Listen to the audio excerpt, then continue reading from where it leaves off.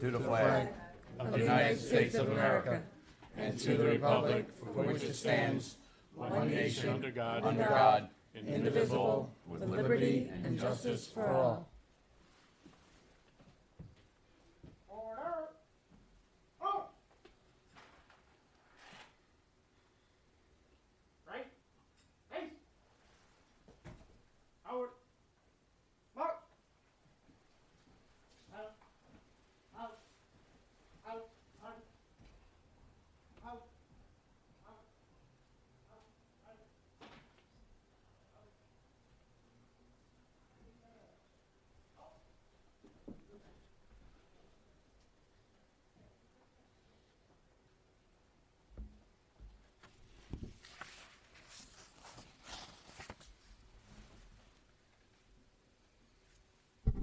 Ladies and gentlemen, please be seated.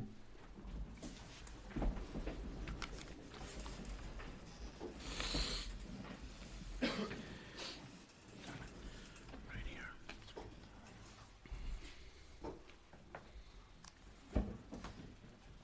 What must we do down there? Oh, okay. All right, I see it. All right. We're going in a little bit out of order today, due to the presentation and the length of our agenda today. So I'm just going to stand up and say a brief prayer on, we did the Pledge of Allegiance and our moment of silence. Please all, if you wouldn't mind standing once again.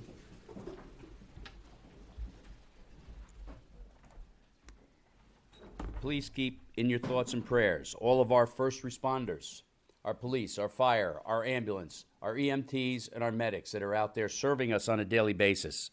And also, in this week of police, please keep all of them in your thoughts and prayers, for we lose too many of them on a yearly basis.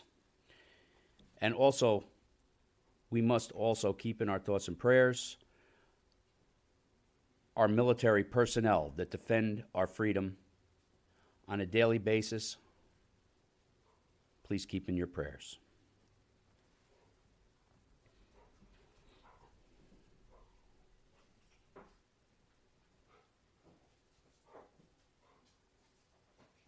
Thank you. Please be seated.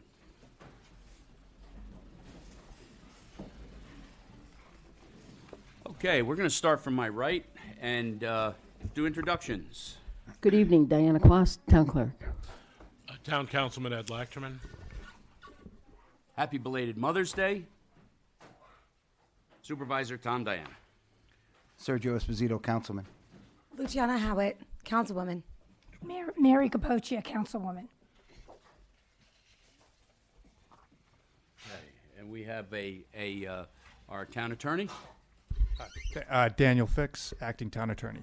Okay, is Highway Superintendent Pagnelli here tonight? No? No, okay. All right. Chief Noble, we have a presentation from you, but I think beforehand we're going to read a couple proclamations from us to our fine police department here in the town of Yorktown, none finer. Go ahead, Ed.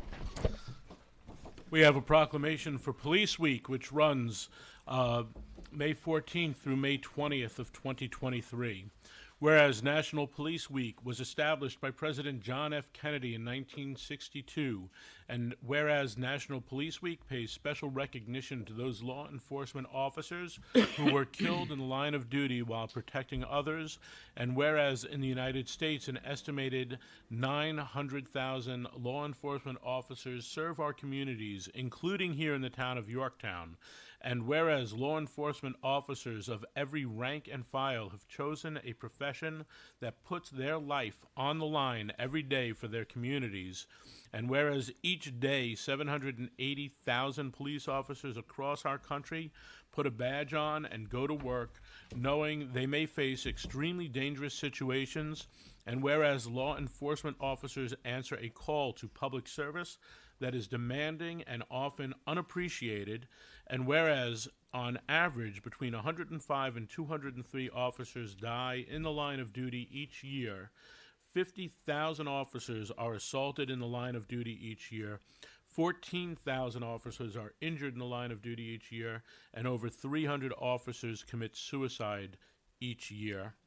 And whereas law enforcement officers are such an integral part of our society, and we thank them for protecting us 24 hours a day, 7 days a week, and whereas the town of Yorktown supports and applauds the efforts of the Yorktown Police Department and police departments throughout the country for all that they do to keep us safe, and now, therefore, be it resolved that I, as Town Supervisor of Yorktown, Thomas P. Diana, along with the town board members of Yorktown, do hereby proclaim May 14th through May 20th, 2023 as Police Week, and thank all of our police officers for what they do for us.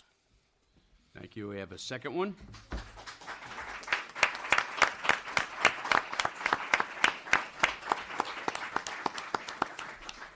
Reads very similarly.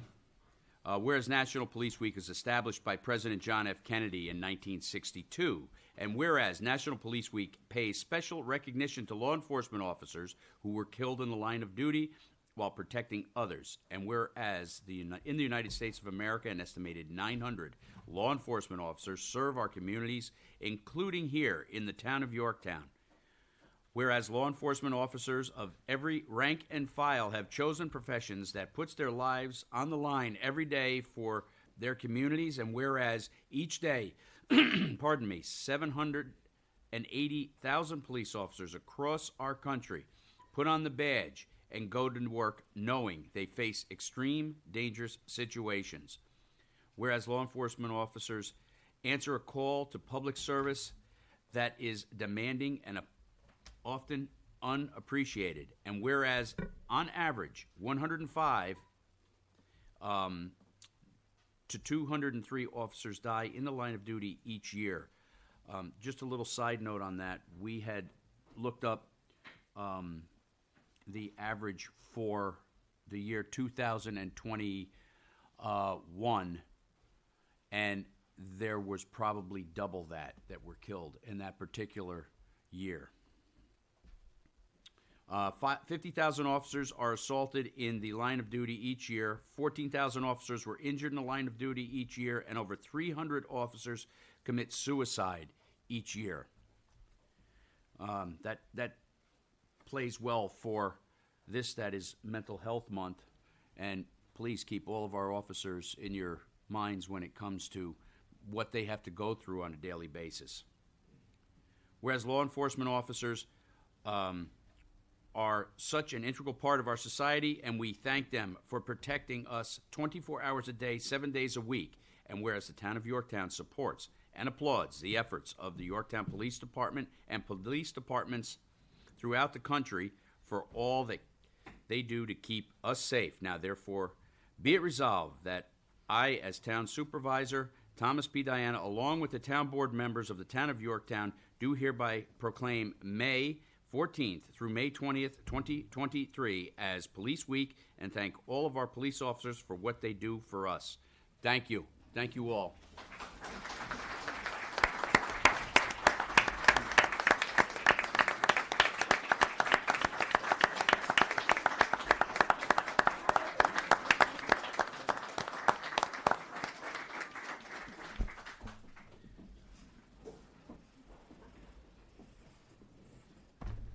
Folks don't know what it's like until they stand behind the badge. Chief? Good evening. Good evening. Thank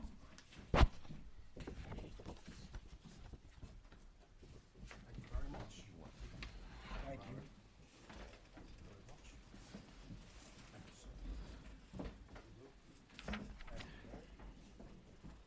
you. Look at you. Good-looking devil. Oh, there's Dave. He just snuck in. Tardy. Me? All right. Good evening, everybody. Yeah. And thank you so much for coming out. It's always a special night for our agency, and especially for me. to get up and speak highly of members of my police department. And tonight, you will meet 3 members who won promotion to assignments to positions that are very difficult to attain within the Yorktown Police Department, a police department that's very difficult to join. We only take the best, and you see the best of the best right here this evening. So, without further ado, and I couldn't help but notice our highway superintendent stroll in, and I'm used to seeing him in a red sweater all the time, and he looks like Don Cheech tonight. He looks, he's very spiff and dapper. So, Only for you, Chief. oh, thank you. And you're a man. Well, I appreciate that. All right. So at this time, if I could ask Detective Sergeant Tom Byrer and his partner K9 Dallas to please step up to the center of the stage.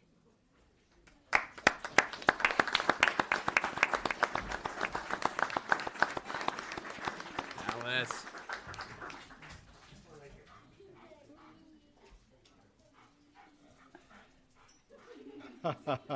Good girl, Dallas. All right. Thomas Byrer was born and raised in Yorktown. He graduated from Yorktown High School, where he received his Regents degree with honors.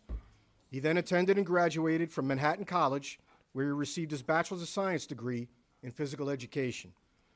In January of 2014, he was hired by the Yorktown Police Department, and after completing the Westchester Police Academy, he was assigned to the Patrol Division. During his time at Patrol, Officer Byrer was very active in proactive traffic enforcement, as well as involved in multiple investigations which led to arrests. He was also assigned as a domestic incident follow-up officer, where he was tasked to follow up with victims in order to provide additional resources and assistance to victims of domestic violence. During his time in the Patrol Division, Officer Byrer then was additionally assigned as a field training officer, where he was responsible for training new hires here at the Yorktown Police Department, a very, very important position in our agency. In 2017, Officer Byrer was interviewed and was selected as a Department K-9 handler. He then attended K-9 school in North Carolina, where he was teamed with his partner, K-9 Dallas. Officer Byrer and K-9 Dallas have been instrumental in multiple narcotic-related cases, investigations, and arrests throughout their time together. One of those investigations led to K-9 Dallas locating over 40,000 bags of heroin, which came to about 7 kilograms, about 15 pounds, and approximately $250,000 in narcotic-related money. Good girl. Which was located in a concealed electronic hidden trap compartment of a motor vehicle. K-9 Dallas and Officer Byrer are a state, regional, and nationally recognized K-9 team with multiple certifications. They are also present at all public events, including Coffee with a Cop, Cops and Cones, like yesterday, and as well as National Night Out.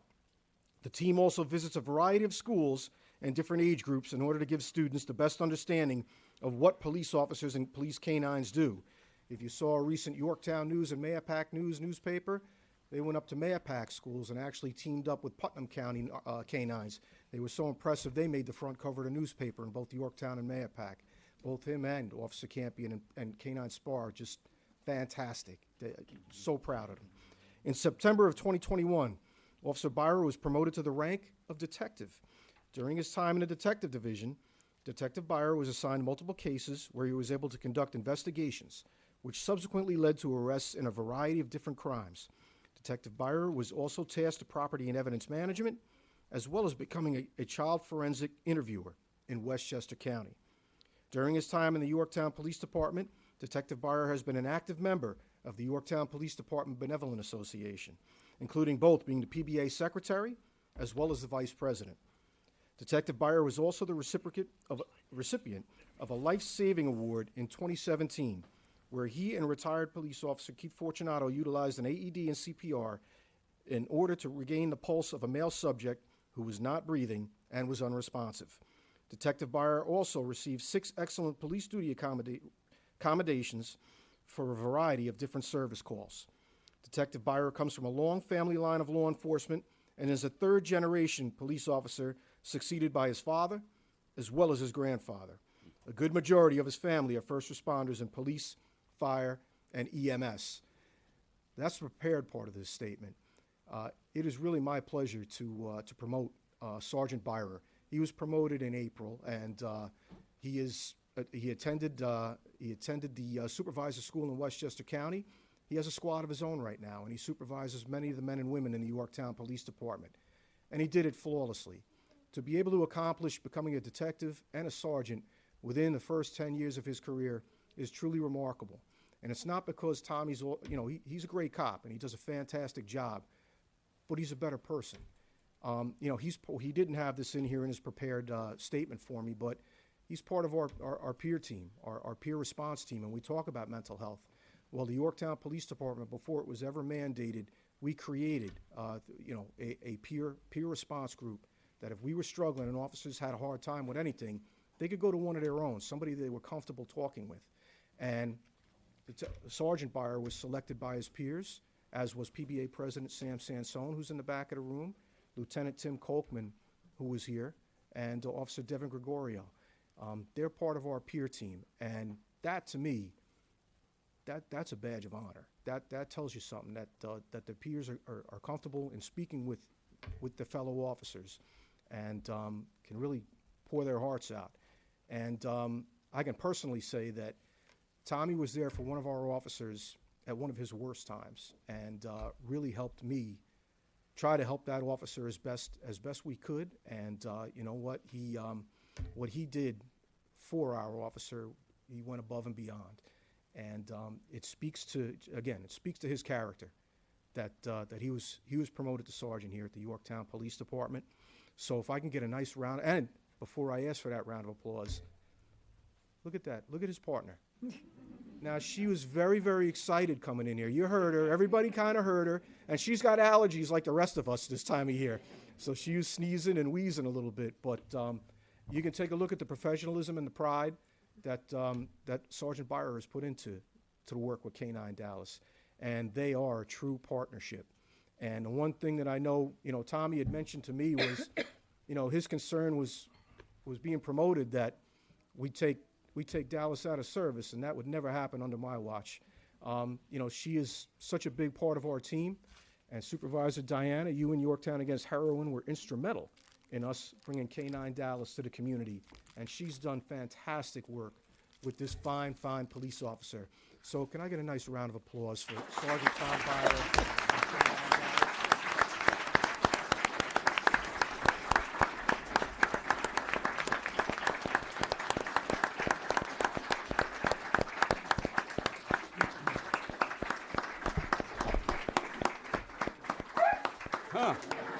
Got a lot to say. And Chief, if I could just say one thing real quick, I like to say it takes a village. Well, it took an organization to do that. Ed was part of that organization along with his wife, and it took a family to actually put that all together to be able to present this dog. And it's not just me. It takes everybody. No, very good. Thank you. And at this time, I'd like to ask Christina Byer to come stand as Sergeant Byer takes the oath from Town Clerk Diana Quast. Tommy, if you could stand on that black tape or as close as you can to it. Well, that may not happen. It's gonna be a little bit. As soon as he's done taking the oath, you're Hi, girl. Leave her alone.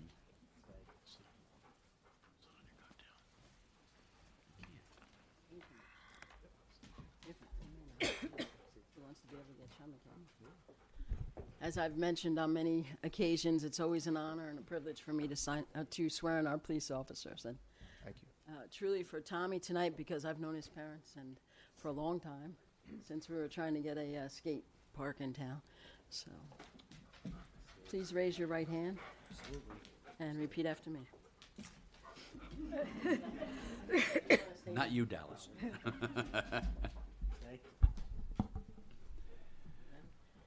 I state your name.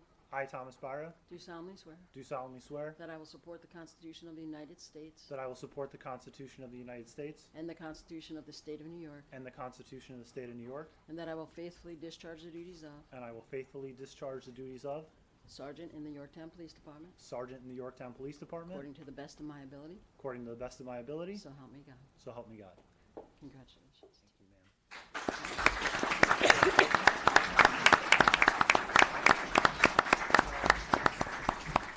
At this time, I'd like to ask Christina Byer, Tom's wife, to please step up and pin the badge on Sergeant Byer as well as on K-9 Dallas.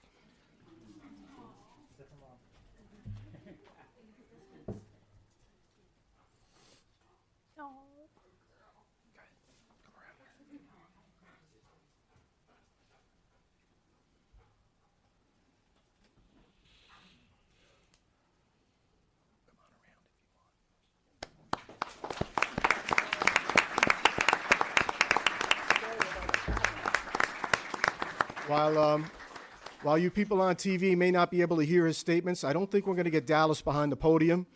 So, Tom, if you can address the room and say a few words. Well, first thing first, Chief, I apologize. Unfortunately, someone will- Tommy, go get the dog.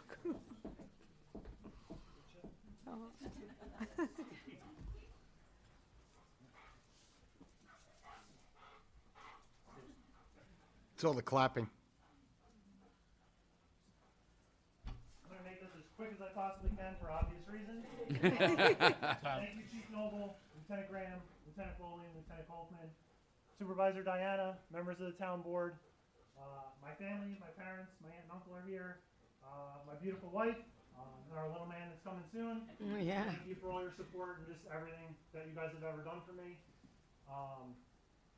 The most important people I really want to thank are just the men and women I work with every day.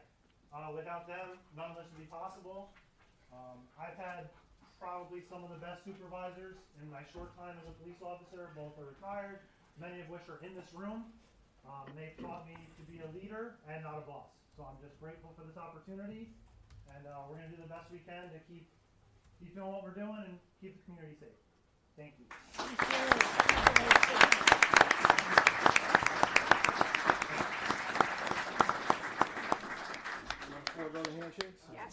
Yeah. Yeah. You'll make it work, Tom? All right. No jumping. Thank you, sir. Best behavior today. Now, Congratulations. as long as K-9 Dallas doesn't alert on anybody up there, we're in good shape. If she sits down, we're in trouble. That's right.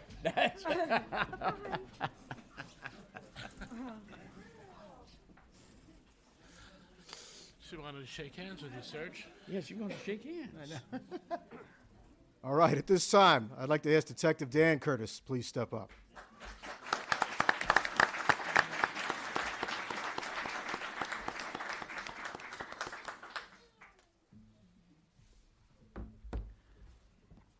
Dan Curtis was born and raised in the town of Yorktown and has deep roots in the community as his family has been residents since the 1950s.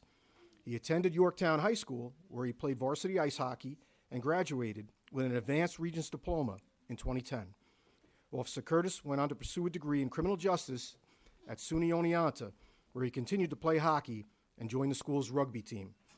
He was named to the SUNY Oneonta's Dean's List several times and graduated with a Bachelor's of Science in Criminal Justice in 2014. In March of 2015, Officer Curtis was hired by the New York City Department of Environmental Protection Police, where he attended the police academy.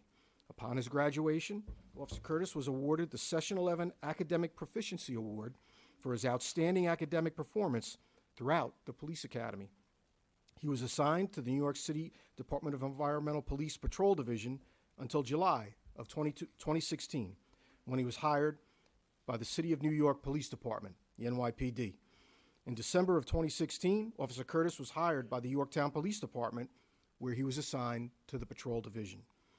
While working in the Patrol Division, Officer Curtis performed duties as a field training officer, desk officer, and backup school resource officer. He has been involved in numerous investigations resulting in the arrest of criminal offenders who have targeted the community, receiving many letters from citizens expressing their appreciation for his assistance or for his positive interactions. Officer Curtis is excited to continue his career in law enforcement within the Yorktown Police Department Detective Division and serve the community where he grew up and where his family still resides. His dedication, experience, and commitment to protecting and serving his community make him a valuable asset to the department and to the town of Yorktown. And let me also say that You know what? We have so many very good and talented police officers. To receive the assignment of detective is quite prestigious, and Dan's work ethic is just one word. It's two actually: tenacious and relentless. If there's a lead to follow, he follows it until it is ultimately exhausted, and his computer skills and his people skills too, they're exceptional. I get so many complimentary phone calls and emails based upon interactions with Dan, and that's a pleasure for any chief of police to have. And he's made a habit of stopping while on patrol and assisting people. And for some reason, those people always reach out and they kind of either send a picture. You know, he stumbles upon a basketball game with the kids, and he'll jump in there like a few of our officers do. Or if who was that elderly lady from New Jersey who was quite lost up here, and you were a bit of a celebrity there for a day or two with how you handled that call. But again, the town is in very, very good hands with Dan investigating serious incidents that do occur within the town of Yorktown.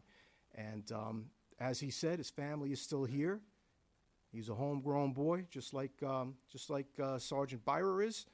And that's the nice thing you get as a community in the town of Yorktown. A lot of our officers are homegrown, and the officers who aren't and come into this community, they feel like they're homegrown because everybody has a vested interest in keeping this wonderful town as safe as can be and as cordial as it can be. So with that, a nice round of applause for Detective Dan Curtis.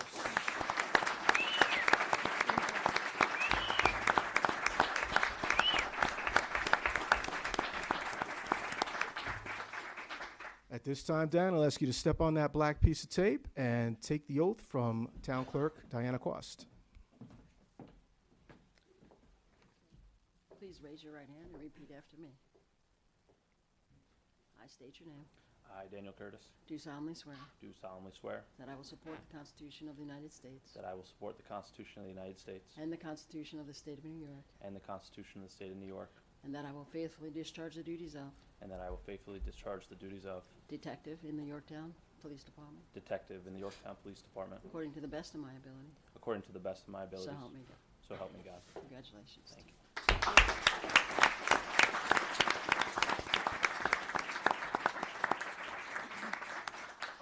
And at this time, I'd like to ask Haley Curtis to please step up and pin the badge on Detective Dan Curtis.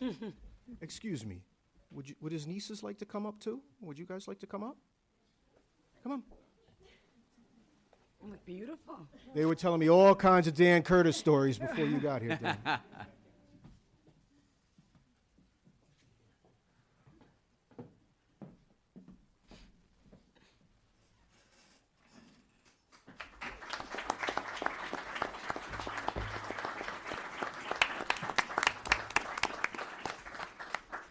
Dan, please step behind here and say a few words to the crowd.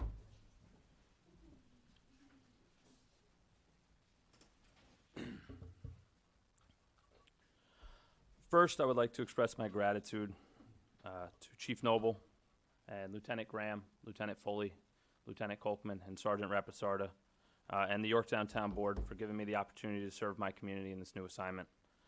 Your exceptional leadership and invaluable mentorship have been instrumental in shaping my career this far. I would also like to extend my thanks to all my colleagues at the Yorktown Police Department for constantly pushing me to improve. I am grateful for their support and encouragement. Moreover, I want to express my deep appreciation to my family, especially my wife Haley, for their unwavering support and belief in me. I will continue to work diligently to serve my community and make everybody proud. Thank you.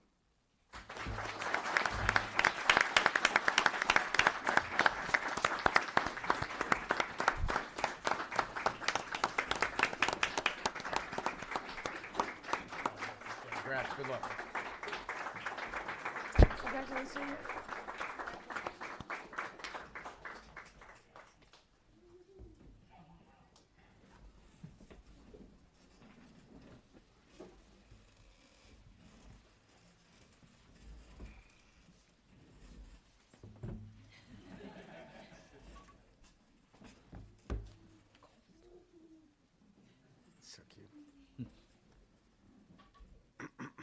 Detective James Hannigan, please step up.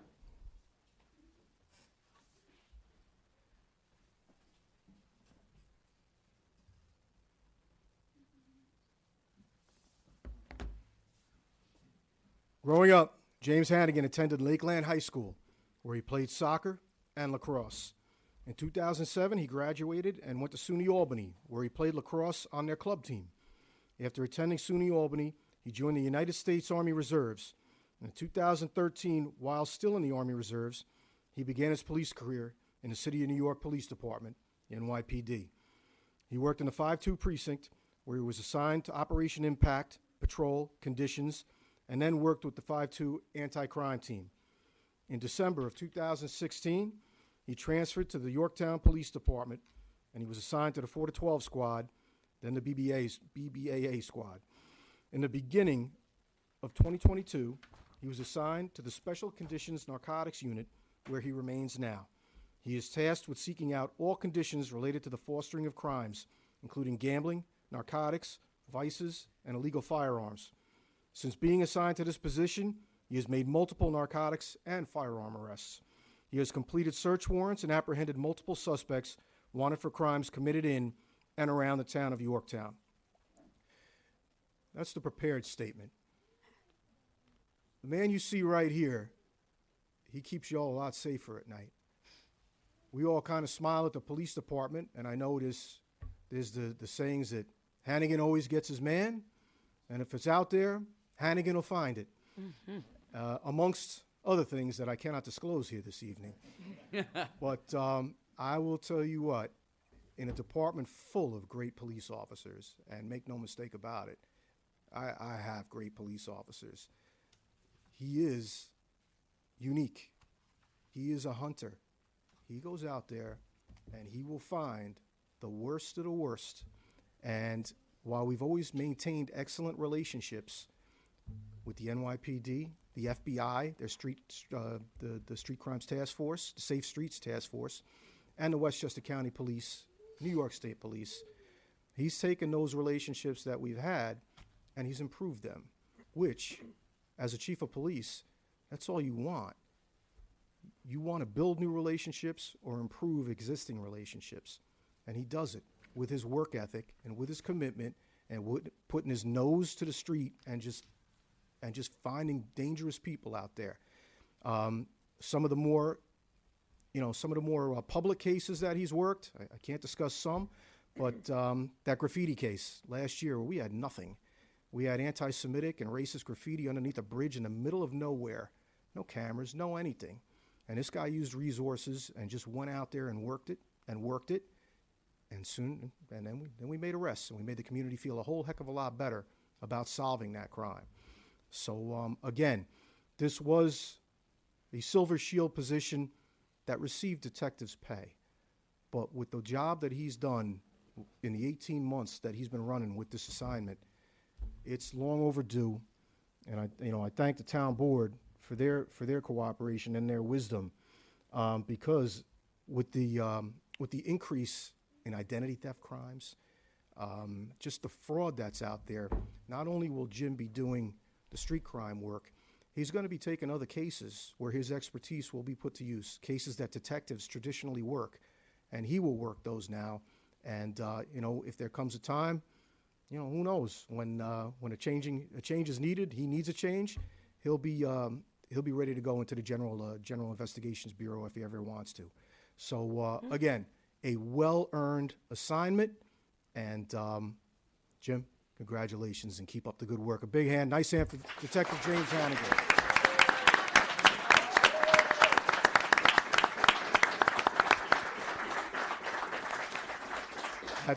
At this time, I'd ask you to step up there on that black tape, Jim, and take the oath from Town Clerk Diana Quast.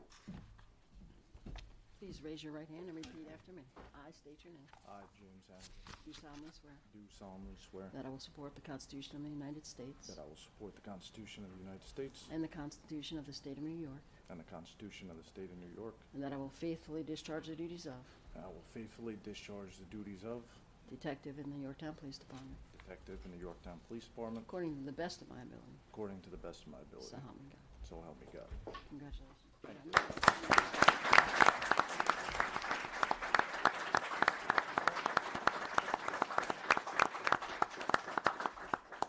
While Jim signs the book, Tiffany, we need Mrs. James Hannigan, Tiffany, to please step up and pin the badge upon her husband's chest.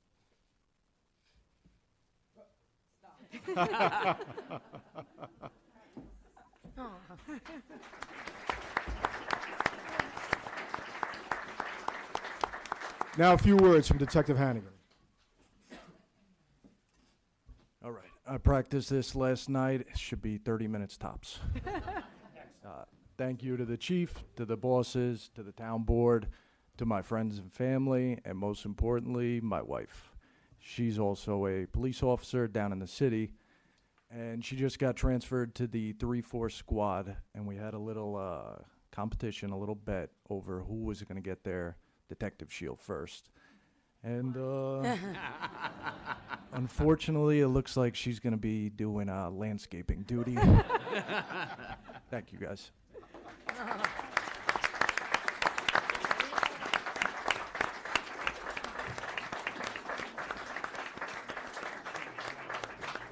Congratulations. Good luck.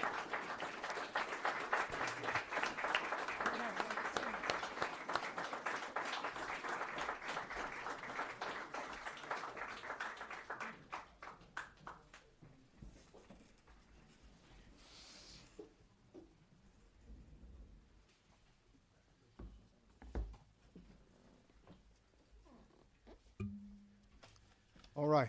Just have a few more things before we exit the room tonight. It is Police Week, and I thank the town board again for the proclamations that you read this evening. And I will say it every chance that I get. This town and this community has amazing police officers, and I enjoy coming to work every day. If I didn't, I'd leave. I love the town and community, and we're hiring just wonderful people to protect and serve this community. And you can look around the room tonight. Again, many of these officers' peers tonight, they're here tonight to celebrate their success. And I just think that's selfless, and it's always very nice to see. You saw tonight we were led in by our police honor guard. Mike Tillestrand back there, he organizes our honor guard, and this was something that we had lost for 20 some odd years. We did not have an honor guard here for many years in the police department. Had it at one time, and it went by the wayside. And knowing that I had people like Mike Tillestrand and the recently retired Angel Garcia available to make this a reality again and to represent us so professionally and with pride, I thank them so much. And it shouldn't come as a shock that you see 2 honor guard members here being celebrated tonight. So again, just the best of the best, and it's my honor to work with them. And the morning band that you see on our badges this evening, we wear that this week in memory of our fallen brother, Captain Kenny Scroy. We will never forget his memory in the Yorktown Police Department, and there are certain times of the year that we will wear the morning band, and this week during Police Week is one of those weeks. So, Kenny, we love you. We're always thinking of you, and that's why you see the band on our chest tonight on the badge. Also, we lost, I found out about an hour beforehand, and Supervisor, you may have did you work with Larry Duresh? Shortly after him. A Yorktown police officer, Larry Duresh, he served with our agency from 1974 to 1983. He passed away on May 14th recently, which is the first day of Police Week. Former Yorktown police officer Duresh, he had, and it's so ironic that we're here tonight, according to his family, he had the first police canine in Westchester County, Canine Fritz. And again, you want to talk about a proud tradition, the Yorktown Police Department canine program, he was the first. And we fought to maintain that, and one of the first things I did when I became chief was bring that back. You both helped me, Councilman Lachman, Supervisor Diana, and now you see the fruits of that with Canine Spar and Canine Dallas here tonight. Again, only making our police department better and to help serve you all in the best manner that we can. So again, if you do see a police officer out there this week, thank them. Thank them any day. You know what? We're here for you. And there is a lot of, we go out there, yeah, much like on any other job, there's a lot of unpredictability. But I'd like to commend all of the spouses and the significant others of police officers today this week as well, because while we stroll into it and, we're trained and we're ready to go and we accept the risks, that's something. Maybe you weren't married when your significant other was a police officer, or you married into it, and you're along for the ride, and it can be a wild ride sometimes. So again, I thank all the spouses for all that they do for my officers and allowing them to serve the community. The support they get at home, they pass it along, and you all receive that. You all receive the benefit of that. So thank you to the spouses. All right? And again, to the community of Yorktown, thank you so much for all the support. We've had food sent in this week during Police Week. It's not a surprise. The support that we receive from this community is just it's unbelievable. And I'll segue into that. My last thing is Carol Achterman in the crowd tonight? Is Carol here? She actually wasn't feeling well. All right. Well, I hope she feels better. But yesterday we had another community outreach event. We had our Cops and Cones event at police headquarters. Had hundreds of people there, many of them with small children, but the grown-ups had some ice cream too.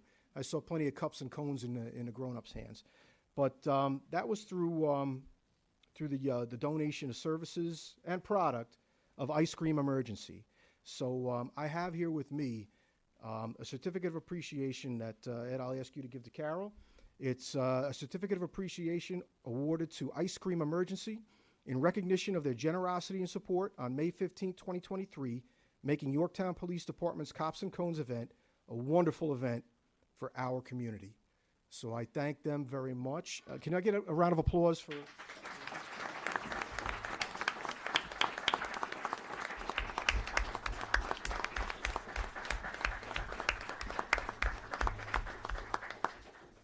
And I will end this with, we will be out there. Your police officers, the Yorktown PBA, the men and women, will be at the Relay for Life, as we have been every event in Yorktown. We have worked the grill, and it's. I think we enjoy doing it. We get a great turnout, and the guys really enjoy, and the women too. Our men and ladies really enjoy cooking up for the community. So we will be out at Relay for Life on June 9th. And we will be having another Cops and Cones event in the near future. Mr. Softy is going to do this one. So, and all benefits from that endeavor will benefit the Scroy family. So when we announce that, I hope to see many of you come out and have a nice cone. And I'm told from Mr. Softy that me and my officers have to serve the ice cream. So that should be pretty interesting.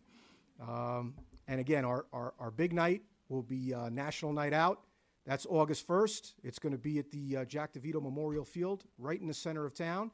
So, again, we'll have a DJ. We'll have some bouncy castles. The PBA's paying for face painters, bouncy castles. We got a DJ donating his services. Luciana, you hooked that up for me. What's it, DJ Frank? Mm-hmm. Is it? Okay, DJ Frank. So, again, donating his services, and we're going to have a great night and a great time out there. August 1st from 6 to 9 p.m., I need to thank two more people. Yorktown High School. On May 19th, this Friday, they're having a lemonade stand. Their students are doing a lemonade stand. It's Mr. McKenna's class, and he's doing some type of marketing competition between three groups of his students.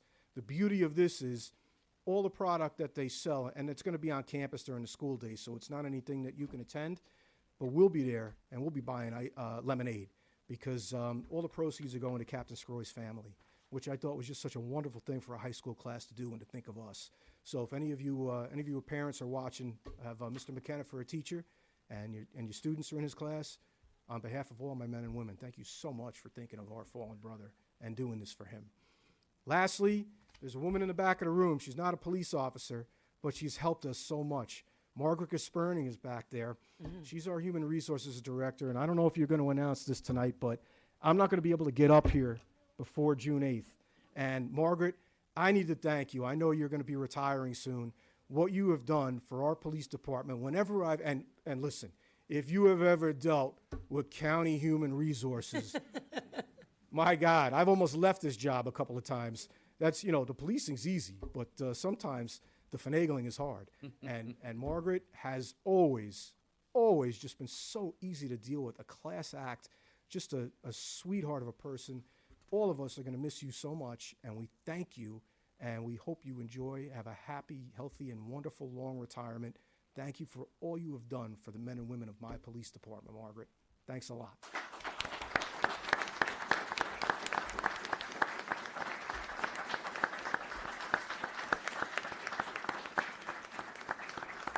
Again, to this town board, thank you, as always. Thank you for your support. I apologize I made a long night a little longer, because I do like to give credit where credit is deserved, but thank you all very much for always supporting us. And, you know, I say it all the time. It's important that your town board supports the police. They hold them accountable, but they support the police, and they give us a fair shot. And we're receiving a fair shot, and I thank you all very much for that. Ladies and gentlemen, thank you for your time and your courtesy this evening. Thank you.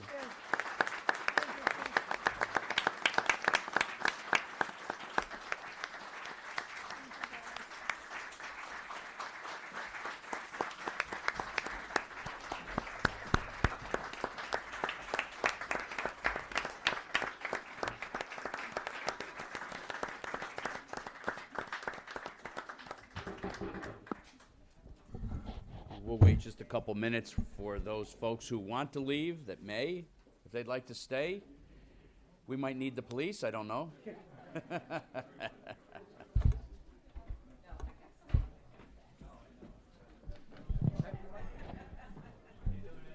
Dave, afternoon.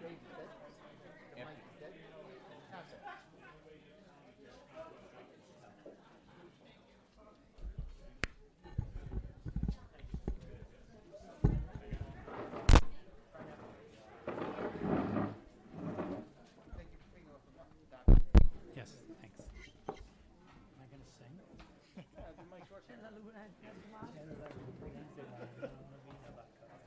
You did Bobby Darin like, hey, what was that text you showing me? What was that? Cosa devo vedere? Io l'ho da mandato stasera, da mandato. Io ci sono mandata a lui. Che c'è una cosa. Il giorno dopo poi vai a chiamare. Non è la storia. Oh, I know. Dave?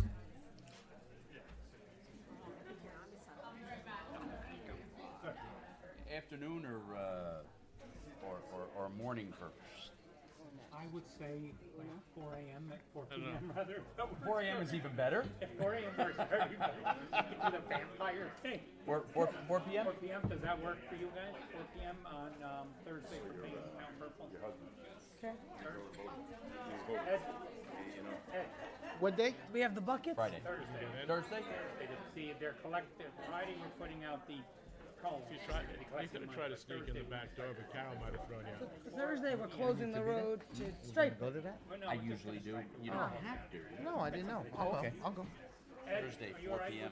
Thursday at 4 p.m. Striking Road. I can do that actually. I might have an event, but do whatever. Don't worry, I can't be at everything. You know, this ice cream stuff is really getting away. Can you be in everything? Can I what? Can you be in everything? I could try, but it's not happening. Maybe I'll drive over your line with the ice cream truck. There you go, on purple tires. Okay. I think everybody's gonna do a faccia. Everybody, Tutti quanti. So, Però non mi è piaciuto che successe Do you have a bottle of water by any chance? quale? oh, Michael Jackson. Stiamo andando. No, a me mi è piaciuto tantissimo. Che mo capisci tutti i colori. okay, I think we're ready to continue. Wait, Diana's not back yet. Oh, She's seeing if she has a bottle of water by any Gente qua per parlare. Before I collapse over there. Tutto il... Guardare. Tutta una razza. Perché non sembra risposta all'email. Tu devi distinguisci come parlare. Did they fix the volume? Susan. Not yet. So that whole thing, no one heard it?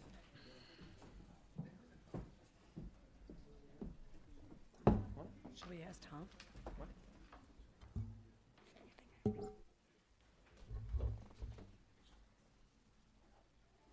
okay, are we ready?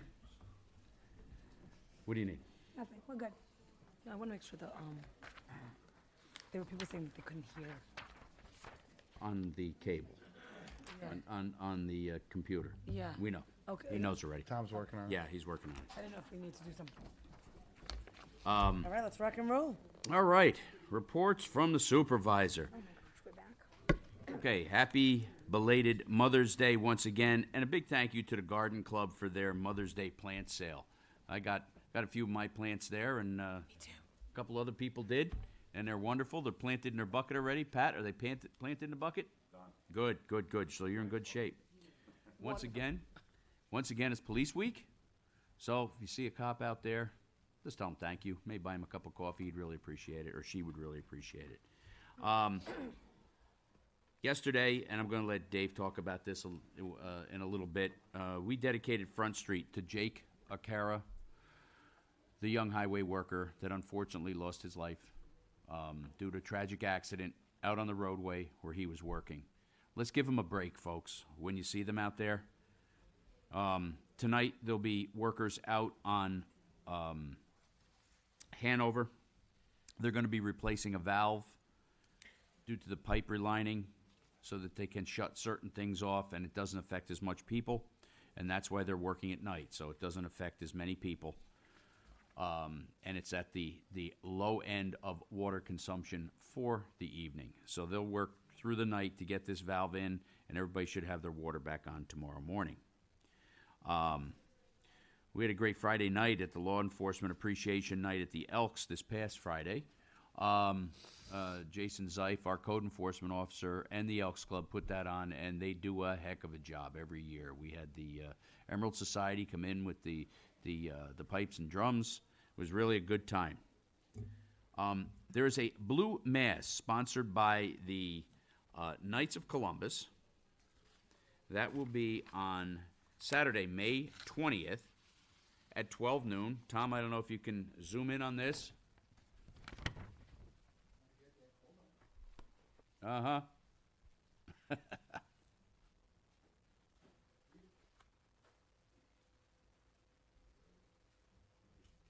Okay. This is for our emergency services, police, fire, and ambulance.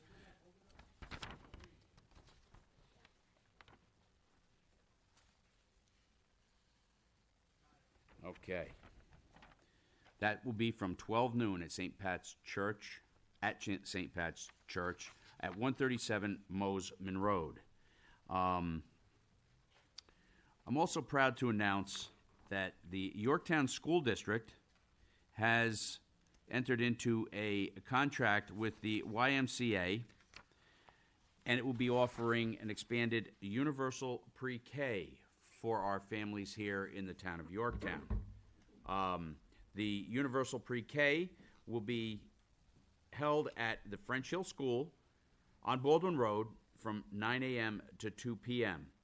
There is no cost to district families to enroll in the pre-K program, but if a child requires before or after school pickup, the YMCA folks will stay there, and that is an extra fee.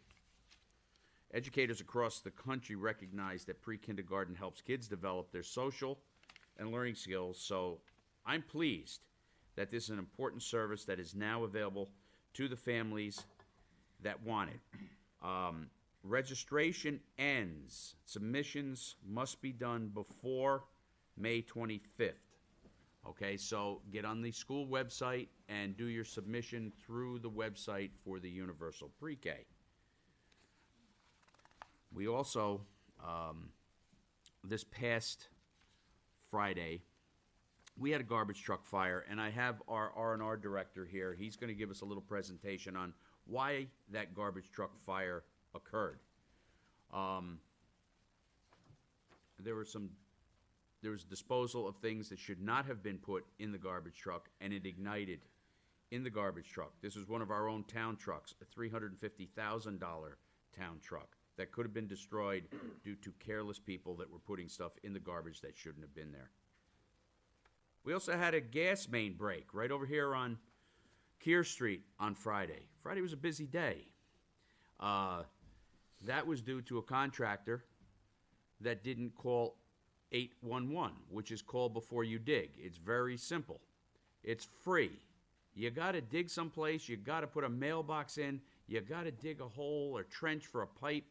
Call them. They'll come and mark it out for you. That was the problem there, and they hit it with a backhoe. We had to shut down well over 25 facilities because of this problem. And Ed's probably going to talk about this. We had the cops and cones, and I'll let you talk about that when that comes up, Ed. And I want to thank you to Mohegan Fire Department for their help with an explosion that happened on Williams Drive on Sunday night.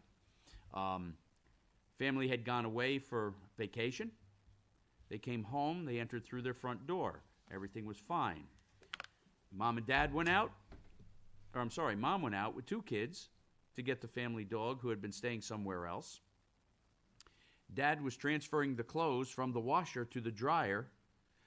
The gas fumes from the garage from a leaking gas line in a car, which they didn't know, reached the critical level, and when he turned the dryer on, the garage exploded. There were no injuries. It was one of the cleanest explosions I've ever seen. I went to the scene that night. But remember, folks, if you smell propane gas, natural gas, or gasoline, don't light anything. Don't turn your dryer on. Don't turn a switch on. Don't do anything. Get out of the house and call the fire department. No one was hurt. That's the main thing. And the house remarkably stayed in pretty good shape. It just blew one wall out in the garage, and it was it was quite the explosion. I went on a boat ride today. Mohegan Fire Department was generous enough, and they wanted to do a little training exercise with their new lightweight fast response, hard-bottomed, inflatable boat. We took it out into Lake Osceola. It was a twofold exercise. We wanted to check on the drainage point of where Lake Osceola drains. A lot of you may have seen a lot of the back and forth on I think it was Yorktown Families and so on and so forth about yards that are getting flooded on Lake Osceola. So Sergio and I had gone out there at one point in time, and we walked the whole entire course of where the water goes out. This was the only spot that I couldn't get to. So Mohegan was kind enough to throw the boat in the water and take me out to the exit point, and we saw that there really was nothing glaring, but we could see downstream where we don't own, and we don't own any of the stream basically. There's a few culverts, which Dave takes care of and does a wonderful job. As we look downstream, there's a few trees across where the water exits the lake. So we're going to get a hold of those people that own the properties there and have that stuff cleared out. But we do take very good care of our residents here, or we try to.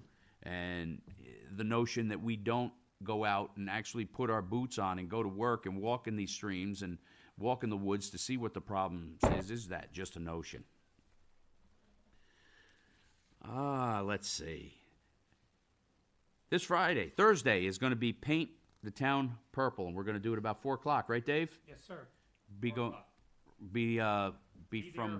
there, be square. It's kind of from where Papoose is all the way up to the firehouse. So if there's that little congestion around 4 p.m., that's what it is. It's us out there with our vests on, painting the town purple. There's a carnival at Jefferson Valley Mall today through the 21st. There's a car show there this Saturday from 8:30 to 1 at the Jefferson Valley Mall. And there's pipe relining on Hanover. This will be completed sometime in September. Please be careful with the men and women out there working. Like I said, give them a break. We don't want to have any more incidents. And the water meter project, which is underway, 700 letters were sent out.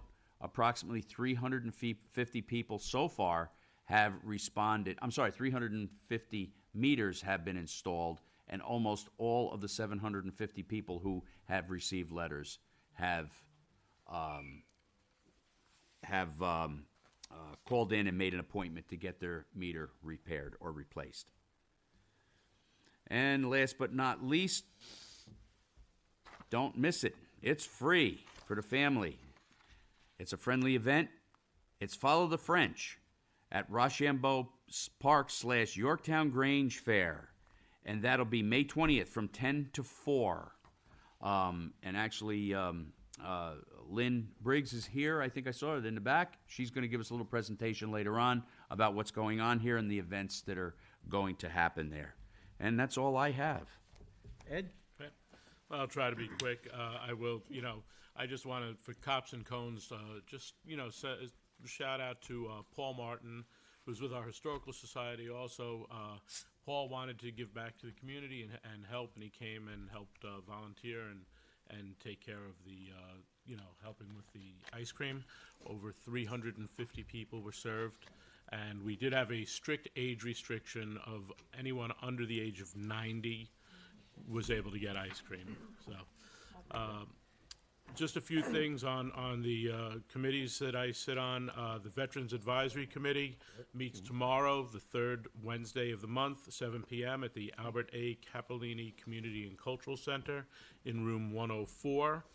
On Friday, 1 p.m. right here in the boardroom is the Senior Advisory Meeting. We usually have a presenter from New York Presbyterian Hudson Valley Hospital. They also usually bring lunch, so it's a very nice thing. The seniors and anyone who wants to learn is more than welcome to come. On Sunday, from also to do with veterans, the Sons of the American Legion will have their monthly breakfast, being the third Sunday of the month. That is from 9 to 11 every third Sunday of the month. June 2nd, the Teen Center will be having their end-of-year celebration. That's also at the Albert A. Capellini Center. And they, I believe that is their last weekend of operation before the summer kicks in. And on June 11th, my brother Vinny, walkathon has been moved. Originally, it was scheduled to be at the Jack DeVito Veterans Memorial Field. They are moving it to my brother Vinny Way, which is right at the corner of Lexington and Route 202, where the storage facility and the batting cages and golf range are. And they'll be moving that, and that is on June 11th. My brother Vinny is a 100% volunteer organization. Everything they raise gets put back into the veterans. No one gets paid. Wonderful, wonderful organization. They help veterans who get a housing voucher, which is literally just 4 walls, be able to move into a home where they get furniture, beddings, you name it. They do a fantastic job, and that is that is under the direction of Paula Miratello in honor of her brother Vinny, who passed away at a very young age. And that is it for me. Thank you. Let's read that after the presentation. Okay. Serge? Yeah. I just wanted to say to our law enforcement, Monday was actually Law Enforcement Memorial Day, and that's what kicks off Police Week. But we honor your courage, and we salute your sacrifice, and we appreciate everything our law enforcement officers do. As far as the stream goes, yeah, it's been an ongoing issue, and we did touch base with one of the people, one of our citizens, and we took them on a tour of the stream. Yep. And I believe her comment was that whatever the culverts that the town owned or were responsible for, Dave, were clear. They were clear. So thank you for that. And as we look at this ongoing problem on Lake Osceola, I even had a conversation with our de facto lake guy. That's Ken Belfer right here. How are you, Ken? Spent about an hour on the phone about associations and all of that good stuff, and I appreciate your time on it. You're very knowledgeable. Thank you. I want to keep it really short, so I have a press release from about Yorktown Schools Expanding Resource Officers Program. Yorktown, New York, May 15, 2023. School resource officers will be stationed at all district schools in September. The Yorktown Central School District has contracted with the Yorktown Police Department to add 2 resource officer positions for the Brookside and Mohansick Elementary Schools. A school resource officer is a sworn law enforcement officer with arrest powers who works either full or part-time in a school setting. The safety of our children is a top concern for parents, elected officials, and school administrators. quoting Tom Diana. These officers serve as deterrents to violence while building trust with the general student population and making vital connections with at-risk children. Last year, the school district hired a full-time school resource officer at Crampon Elementary School. The officer also served on the Brookside and Mohansick Schools buildings emergency response teams. The addition of 2 resource officers means that all 3 of the district's elementary schools will have full-time police coverage, which is a welcome change. Contact our York Tower Supervisor, Tom Diana, at 914-962-5722, extension 201, if you have any questions or concerns or comments. All right, and so with that, I want to wish everybody a belated Mother's Day, and I pass it to you, Lou. Thank you. Thanks. Hi, everyone. I just want to remind everyone that there are still counselor and lifeguard positions that are available through our Parks and Rec. I know that's super important because the more counselors and lifeguards we get, the more that we can support the families here in Yorktown. I also want to wish everybody a happy Mother's Day. Those flowers were beautiful at the Garden Club. And I also want to remind everyone to register for the Universal Pre-K because after a certain limit, it does move to a lottery. So although it is available to all of us, it is also something that has a lock for capacity. So I definitely urge you to register as soon as possible. That's all. Thank you. Mary? Hi, everyone. How are you? Again, they've taken all my announcements. So actually, I have 2. New York City, just so you know, the Northern Westchester Joint Waterworks is asking us to conserve water for the next 10 days as much as possible as they shut down the Catskill Aqueduct. They are doing scheduled contract work on the aqueduct, 2 days for contingency and 1 day for resumption of flow. So, as you know, we receive its treated water via the Northern Westchester Joint Waterworks and Catskill Aqueduct filter treatment plants. So that shutdown will impact our Catskill Water Treatment Facility for the duration of the shutdown. So we need to conserve our water for the next 10 days. And I have a public service announcement. As I was driving home tonight from work on the Taconic, I came across a band or a group of motorcyclists. It's spring, it's summer, the motorcycles are out, the kids on their bikes are out, so just be aware, be careful when driving, no texting, just, be careful. My kids ride motorcycles, so I'm always very sensitive about that. Thank you. And I just need to throw one thing in. I forgot. That's okay. I was notified that the guest speaker this week for the senior advisory meeting will be our Congressman Mike Lawler. Okay. Dave? Okay, I would like to thank everyone, entire board, supervisor, town clerk, for showing your support when we renamed Front Street J.Car Carrier Memorial Highway. It was a wonderful turnout. There were a lot of people there, and it was beyond my expectations in terms of being able to honor Jake. On another note, we are paving. We are not out there to annoy you, all right? We are paving and we're milling roads, which is something that we started a few years back because you cannot keep overlaying roads. In other words, if you're putting down a proper amount of asphalt, 2.5 inches, compacted to 2 inches, the roads will be up above people's driveways, which is not a good thing. Trust me, when it rains, that's a major bummer in your garage. That being said, so there's sometimes, like last week, we had milling and paving going on in the Allen Avenue area. So it was really good that people weren't using that road as a cut-through. That being said, unfortunately, we are doing about 30% less work than I had anticipated getting done. 2 reasons. One is milling, which adds about 30% to the cost, but not all roads get milled. Certain roads were never engineered to be milled. You drop down 2 inches and you're in the dirt. So those roads we avoid. Those would be like roads up in Shrub Oak Park or, areas like on Aqueduct Road. We just finished paving that. And secondly, the cost of asphalt is up 32% over last year, which means we can't pave 32% more roads. We pave 32% less roads. So we're doing the best we can. Very close to, once the numbers come in for what we've allocated for this year, I I will be able to give a 3-year schedule that, based on current funding and current costs, the residents will be able to see who's on board for the next 3 years. I think that our residents are very reasonable, and they won't have a problem with that. So, and the milling is also because the quality of the asphalt is less. I'm being real Grim Reaper over here, aren't I? Unfortunately, the federal government insists on 18% RAP, which is recycled asphalt product, which could be shingles, it could be tires, it could be millings, it could be anything.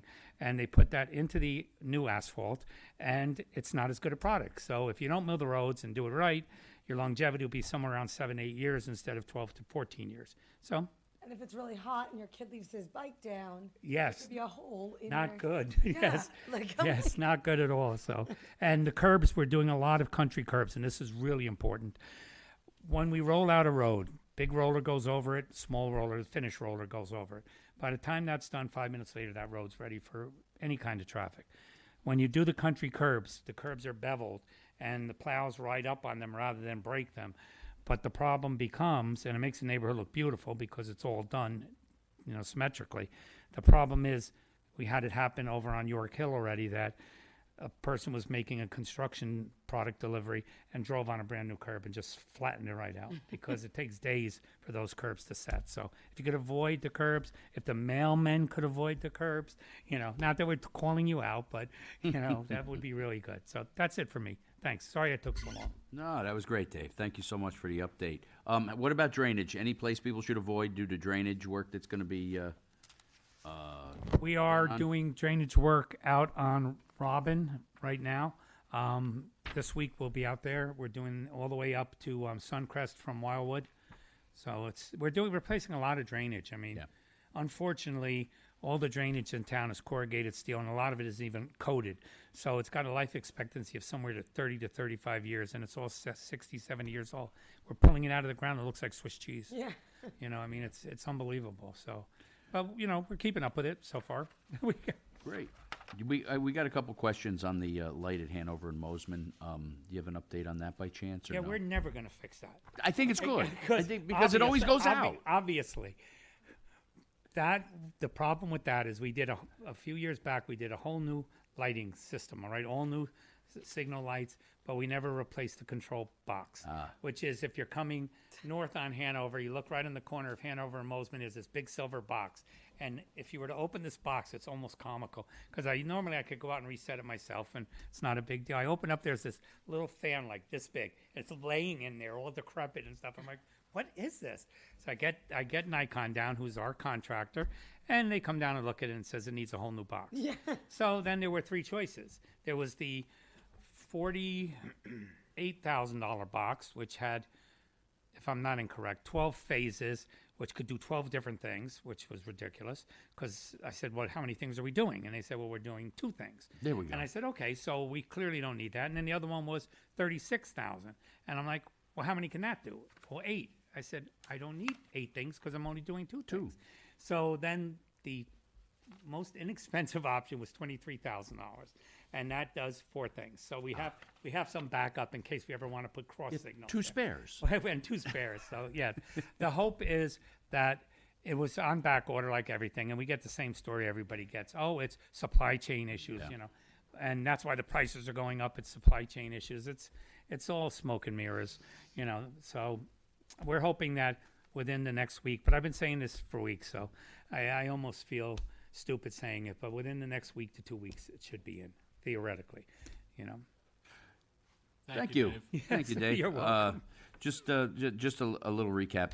The UPK, I had misread this.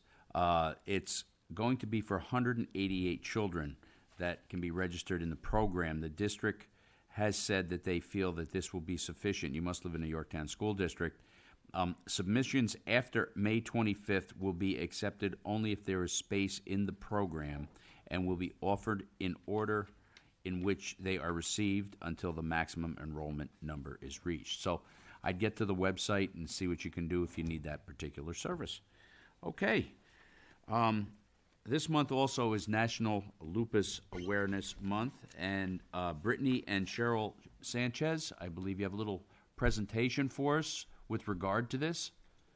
Come on up.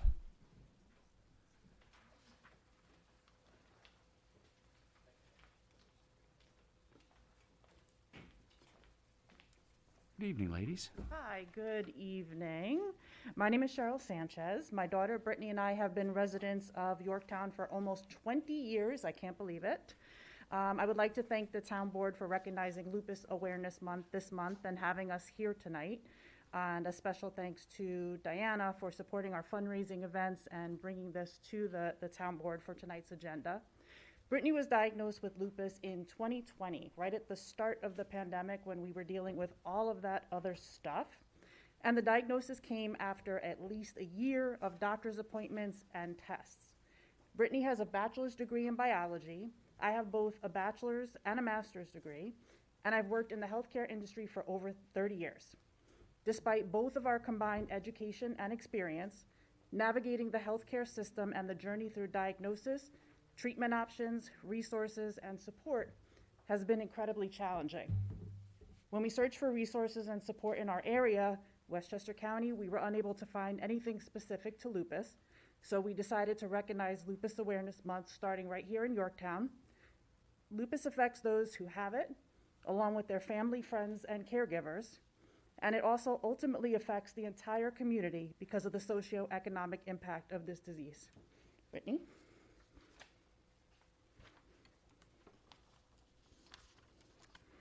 Hello, everyone. I'm Brittany Sanchez, and I was diagnosed with lupus 3 years ago. I used to be on my feet and active all day working with animals, but lupus changed that. Lupus is an autoimmune disease that can cause your immune system to attack any organ in your body. My most severe symptoms are constant joint pain, fatigue, and skin rashes, but it can cause heart disease in one person and strokes in another. This makes lupus difficult to diagnose and even more difficult to treat. I consider myself very lucky because I got a diagnosis and started treatment before severe organ involvement, but many don't even know what lupus is until they have kidney failure. It's so important to advocate for yourself with any medical problem, even if the first, second, or third doctor brushes you off. For Lupus Awareness Month, my mom and I hope to educate people about this lifelong disease that has no cure, and raise money for research so people like me and others in our community can live longer, healthier lives. Thank you for your time. Thank you so much.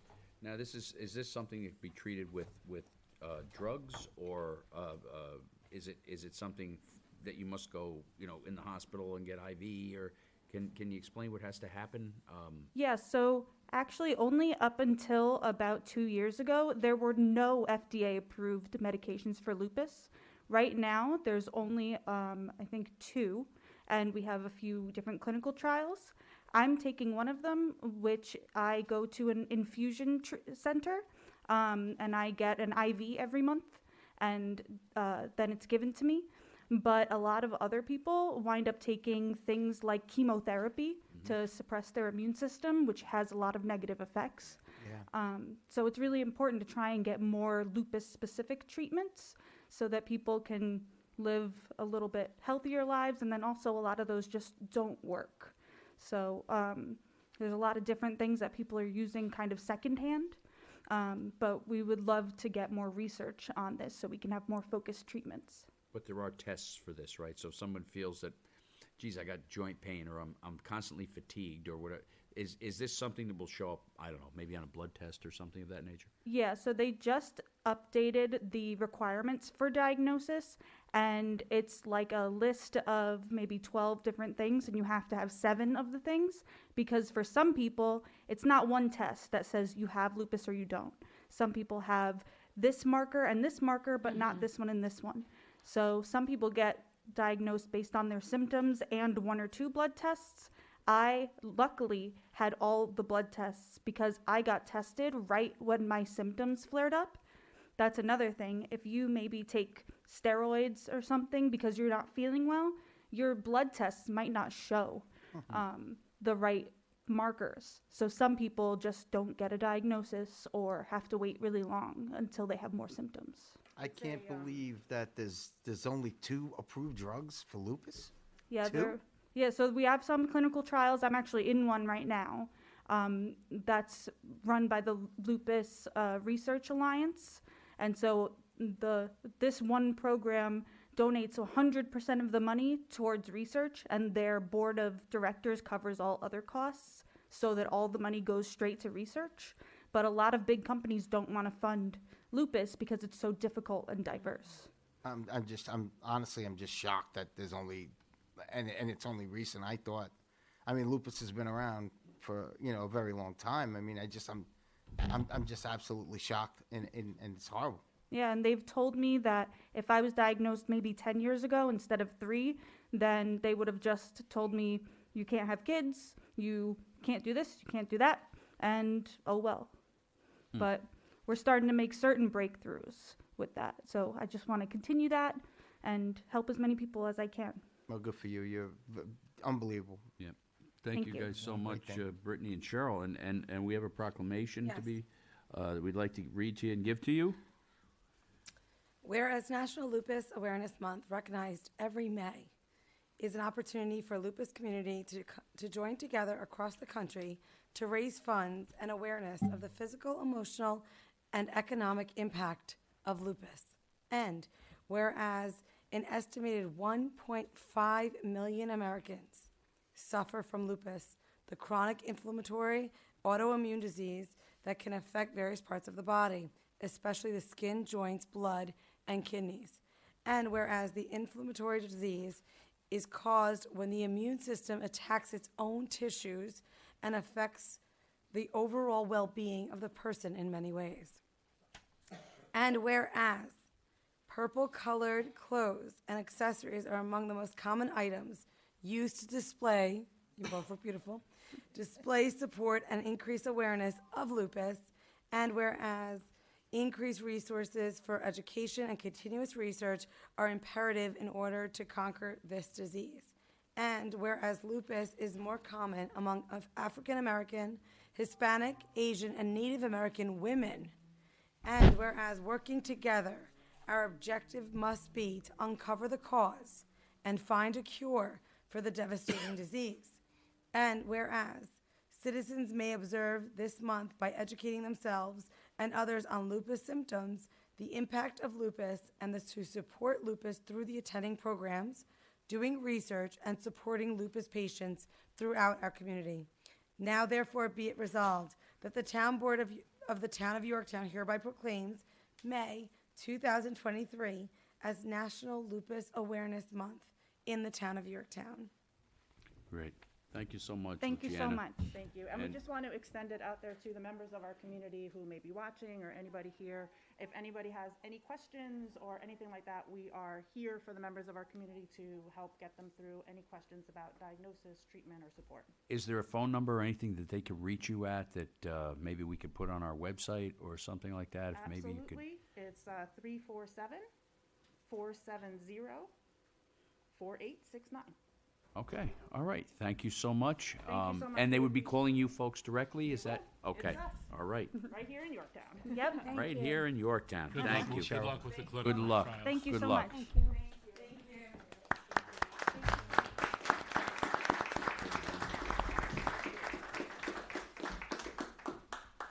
Okay, next up on our hit parade here, we have Lynn Briggs, who's going to give us a little talk about Follow the French, the Rochambeau Festival. Thank you, Tom. Good evening, everyone.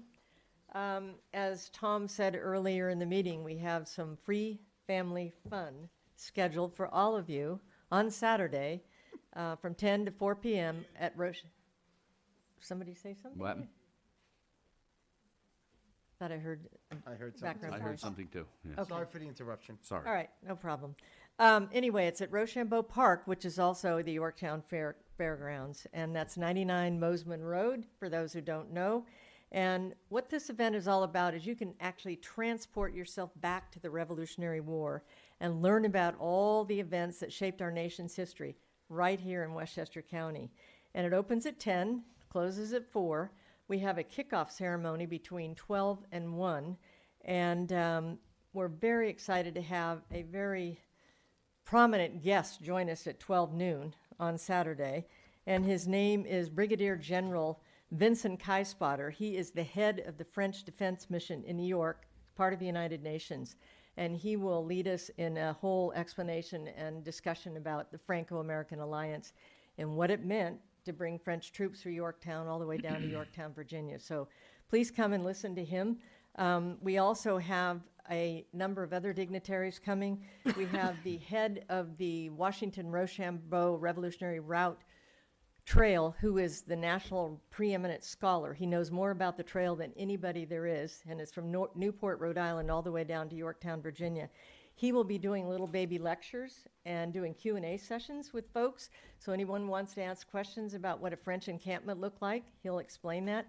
And then we're going to actually demonstrate twice in the AM and PM a French encampment. And kids and adults can join in, and there'll be model muskets, and you can have a lot of fun figuring out what a French encampment was to set up. The other thing we're going to do is allow you to meet General Rochambeau, Ben Franklin, and George Washington if you want to. And we're challenging the local social studies teachers to give extra credit for any student who shows up and gets a photo with George Washington or Rochambeau or Ben Franklin, and bring it back to class, and they'll get extra credit. How about that? I love it. Okay. I would have needed that for history. I would have taken that. We're also having 3 of the American Revolutionary Brigades there. The Saint-Ange, the French brigade. We also have Continental and British. They're all going to do marching and tactical demonstrations and a lot of real musket firing there.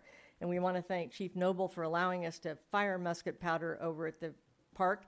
And we've got the ambulance corps bringing the junior corps in to make sure nothing goes haywire with what we're going to do over there.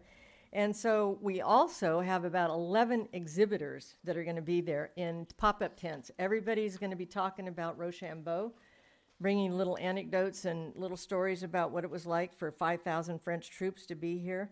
And among those, and I just want to call out a couple of people who are going to be there. One is the Copper Beach Junior High History Club. The boys from the History Club are bringing Lisa Grace, the social studies teacher's coming over, and she's going to lead the kids in discussions about what what games and things the kids back in 1781 did here and what they did in France. So that's going to be kind of interesting, and the kids can all join in that. We're also going to have animals from the period. We're going to have some draft horses and some goats and sheep and whatnot, so you'll be able to meet and greet the animals. And we're also going to have Friars Florist, the ladies from Friars Florist there. They actually are the home base location for the 2 French camps, Camps 38 and Camp 16.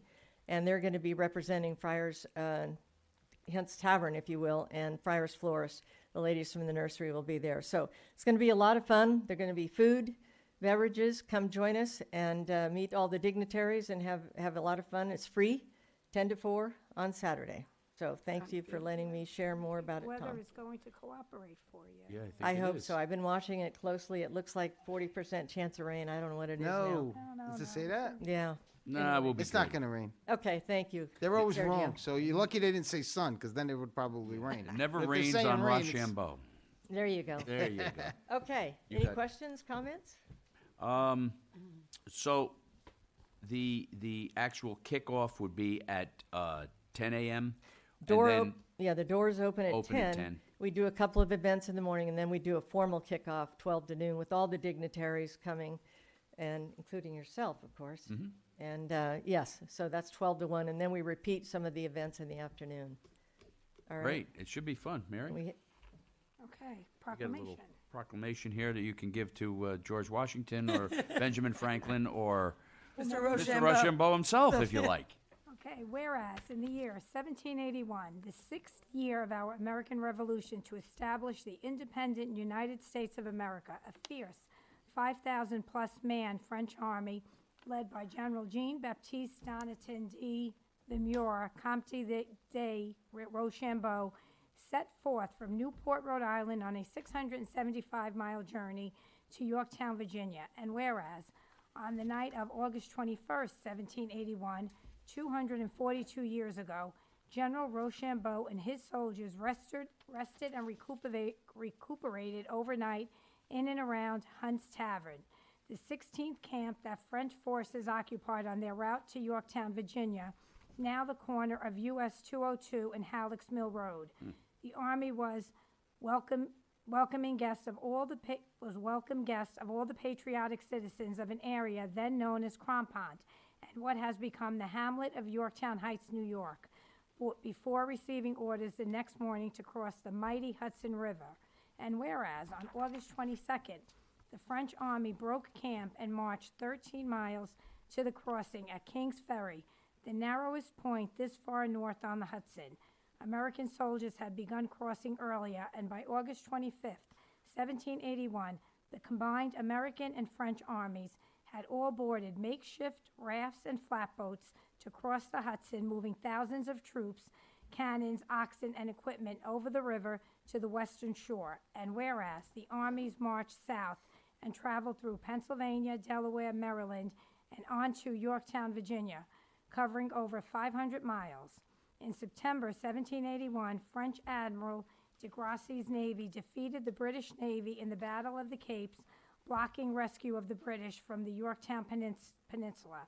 And whereas, arriving in Yorktown on September 28, 1781, after their grueling march, troops began digging the first of a series of parallel trenches, followed by artillery barrages and an assault on redoubts number 9 and number 10, leaving the British in an untenable situation with supplies running out and the Allied artillery on 3 fronts, causing British General Lord Cornwallis to surrender to General Washington and General Rochambeau at the Siege of Yorktown, also known as the Battle of Yorktown in Yorktown, Virginia, and the last major battle of the Revolutionary War. On October 19, 1781, a divisive American victory.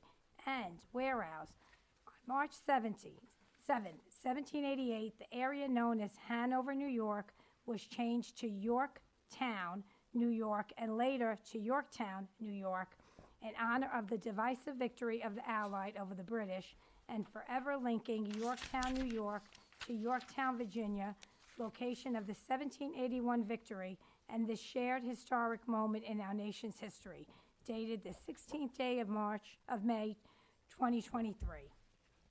Thank you very much. Thank We you. actually have a companion proclamation, that was signed by Yorktown, Virginia municipal leaders. So we're going to have both of nice. these. Have them signed. So it's going to be really cool to have them pretty presented.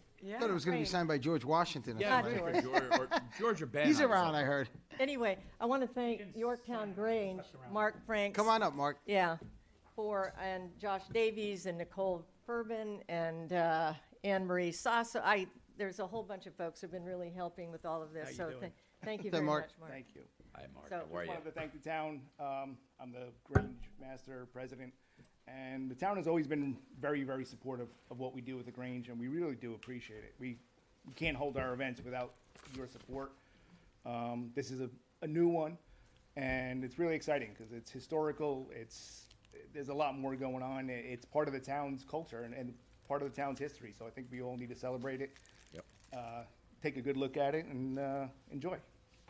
All right. Thank you, Mark. And we appreciate all your help. I know Yeah. there were a couple of issues with other town organizations that needed your help, and one phone call and 5 minutes, and you were there for them. So we appreciate everything you do. We consider ourselves longtime members of this town, and we really like giving and being a part of it. The Grange always steps up, and Always. and it's a unique organization that more people should take advantage of, such as the Grange Fair, the car shows.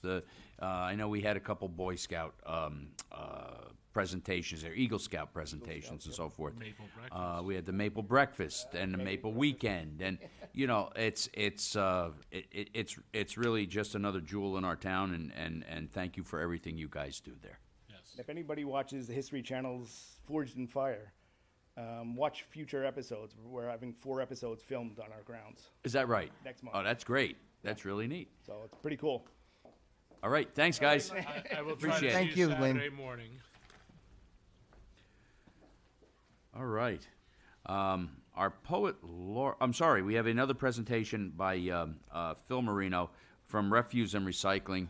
It's going to go over the things that you can and cannot and should not put in the waste stream, The do's and don'ts. basically. basically. So if you look up at the screens, folks, this is what our garbage truck looked like the other day after it compacted a load of garbage that was a special pickup, if I'm not mistaken. Am I correct on that, Phil? Yeah, Friday, special Yeah. pickup. Things were in there that should not have been in there, and Phil will go on and explain that a little bit further. Okay, like Supervisor Tom Diana referred to early in the meeting about we had a fire, it was last Friday, but that's the second fire we had within the last 4 months. The first fire was caused by a riding lawnmower, which was filled with gas. This fire, the best we can make out, was some kind of liquid container with inflammables in it. It's the best we can make out what happened with this fire. Besides what Tom mentioned at the beginning of the meeting, these trucks are like $350,000, and probably would take you over a year to get one. So that means that would put us back on servicing the town on schedule. But more important than that are people's lives. People can get hurt with this. When I worked for the New York City Department of Sanitation, we had 2 employees that lost their lives from people putting chemicals out for collection. Now, normally what my crew will do when I go over this list real quick, this list is also on the website. It's on the website. If anybody has any questions of what to put out, what not to put out, call my office, okay? The 2 women in my office will guide you, okay? What my guys will do is when they go up to a stop, remember, my guys only do the bulk collection. If they see you have something out that's not supposed to be put out for collection, we leave it. And what happens after a day or 2, the resident will call my office, and my office then will explain to them why they didn't take it and where they can get rid of it. And sometimes there's a couple different options on where they can get rid of what they need. This is, like I said, more than anything else, more than the equipment, it's people's lives, because I've been through it twice already with my previous job. It's not a nice sight, believe me. So I'm just going to go over the list right now, but the list, like I said, is on my website. You don't put out propane tanks, kerosene, other inflammable liquids, pool chemicals, garden chemicals, any kind of explosions, fireworks, flares, ashes from a fireplace or wood-burning stove, construction and demolition debris, batteries, fire extinguishers, house siding, sheetrock, tile, and stone. Tires we usually do on our special pickup, which is the next one is in front of the precinct on June 23rd. You can bring your tires, and it's a $5 fee per tire. That's when we also collect your TVs, your computers, your clothes. We do about 4 of them a year, and that's on my website too. The next one is on June 23rd. Any liquid, including paint, must be hardened. In other words, you got a can of paint, you got to put kitty litter in paint, and also don't have the cover on it because they have to observe it. If the cover's on it, more than likely my guys will leave it because that's the orders they get from their foreman. Prescription medications, they can all be dropped off at Yorktown Police Department. We don't take yard waste. Also, cardboards, bottle, cans, they get put out weekly with your recycling. You know how many times my guys get to the stop, they got piles of cardboard. The most dangerous is when my guys cannot observe, especially chemicals. If they can't observe, it's in a black bag. I can't have them open up every single bag to see what's in it. I'll never get anything done accomplished. So in this, it's extremely important. You're putting people's lives in your hands if you're putting this out for collection. Again, website, call my office. We will be more than happy to guide you. Thank you, guys. Thank you, Phil. Stay up there for just a minute. I understand that not only was there those small 1 pound, I believe they're 1 pound, propane cylinders in there, but there were also lithium-ion batteries that were Batteries in there too, in yeah. there. Like I Now, said, well, you know, I was off. I just was asking the foreman who was there. yeah, I saw the picture when they were doing the cleanup and the breakdown of the fire. Folks, these lithium-ion batteries are what's in your electric cars. The only way to put these batteries, the car fires out, is copious amounts of water or bury the car. Same thing with this. We did have one employee slightly injured, nothing terrible, but, you know, we have to consider the guys that are on the back of this truck. When they bring that thing in and it has batteries in there that short out, and you have a small propane cylinder next to it, you can have a disaster. P.S. The guys noticed it. They opened it. They dumped it. This was right in front of the Loxley Road firehouse, thank God. And it was put out, you know, post haste, and nobody was seriously injured. But this could have been a tragic thing. Both the fire, you know, all of my trucks have fire extinguishers. But both of these two fires that we've done, you know, you do not with a fire When extinguisher. you look at but that fire, folks, that's not going out with a little fire extinguisher you have by no, your kitchen no, stove. No, it's not. Okay, so please be wary of what you put in to be picked up by bulk trash or any garbage. That's right. Don't put your batteries in there. Don't put your propane cylinders in there. Yeah, the Even those batter- little 1-pounders. The batteries they bring straight to my office, and people do that. What about the propane cylinders, Phil? Propane cylinders, well, The little ones. the neck's got to be cut off and it's got to be emptied. Yeah, well, how do you do that? Well, well, if it's emptied, cut the neck off. If it's open, then we take it. Even the little ones, those little 1-pounders. What would folks do with them? You know, the little ones they put for a little portable right. barbecue. I don't. If it's complete, I don't take it. Okay. You know what I mean? I mean, they call my office. My office has there's a lot of different options they I have. bring them to the gas station. They take them at the gas Yeah. station. And I swap them out. Yeah, no, you swap them out. Oh no, those are the big No, ones. no. Those are the big You're- ones. you're talking I'm about for talking the the little barbecue. ones. They're about this big. I wouldn't go cutting the neck off of a tank. The unless camper you know it's ones? You can come up there and courtesy the floor. The county has the hazardous waste days. We just had one at FDR Park. Okay, that's where you- right. Right. Yeah, They have them a couple FDR of times a Park, year yep. at FDR Park, and you can bring your hazardous waste. They have their Fluorescent shredmobile. bulbs, all kinds of Yep. stuff. Right. Yeah, Dave? but Yeah, I we wanna don't say take something. hazardous waste.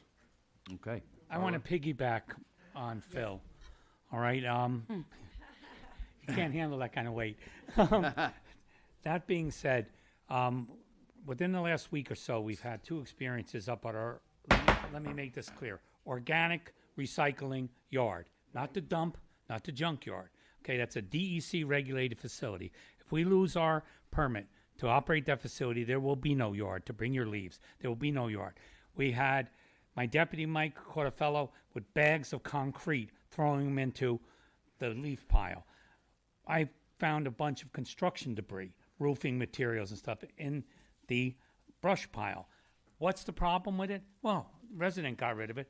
We catch somebody putting anything that's inappropriate in our yard that's supposed to be organic, regulated by the DEC, all right, we will ban them for life from ever using that facility again.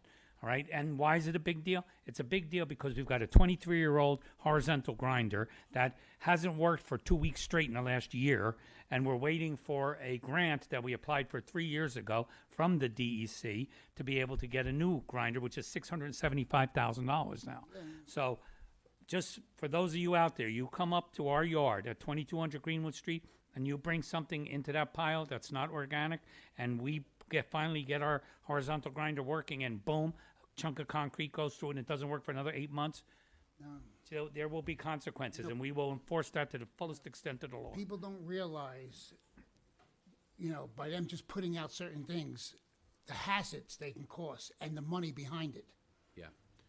So, you know, be respectful of our personnel, our equipment, and our laws that are out there for your safety. Okay, Phil, thank you All right, so thank much. you, guys. Thanks, Phil. Thanks, Phil. Remember, you can call R&R anytime to find out if you can put something out, and if you can't, they'll tell you how you can get rid of it. Thank you. All right, we have our poet laureate as Sergio Esposito tonight. Yeah. Yeah, John is not feeling well. He asked me to read his poem. It's entitled 2 Weeks in Hell by John F. McMullen.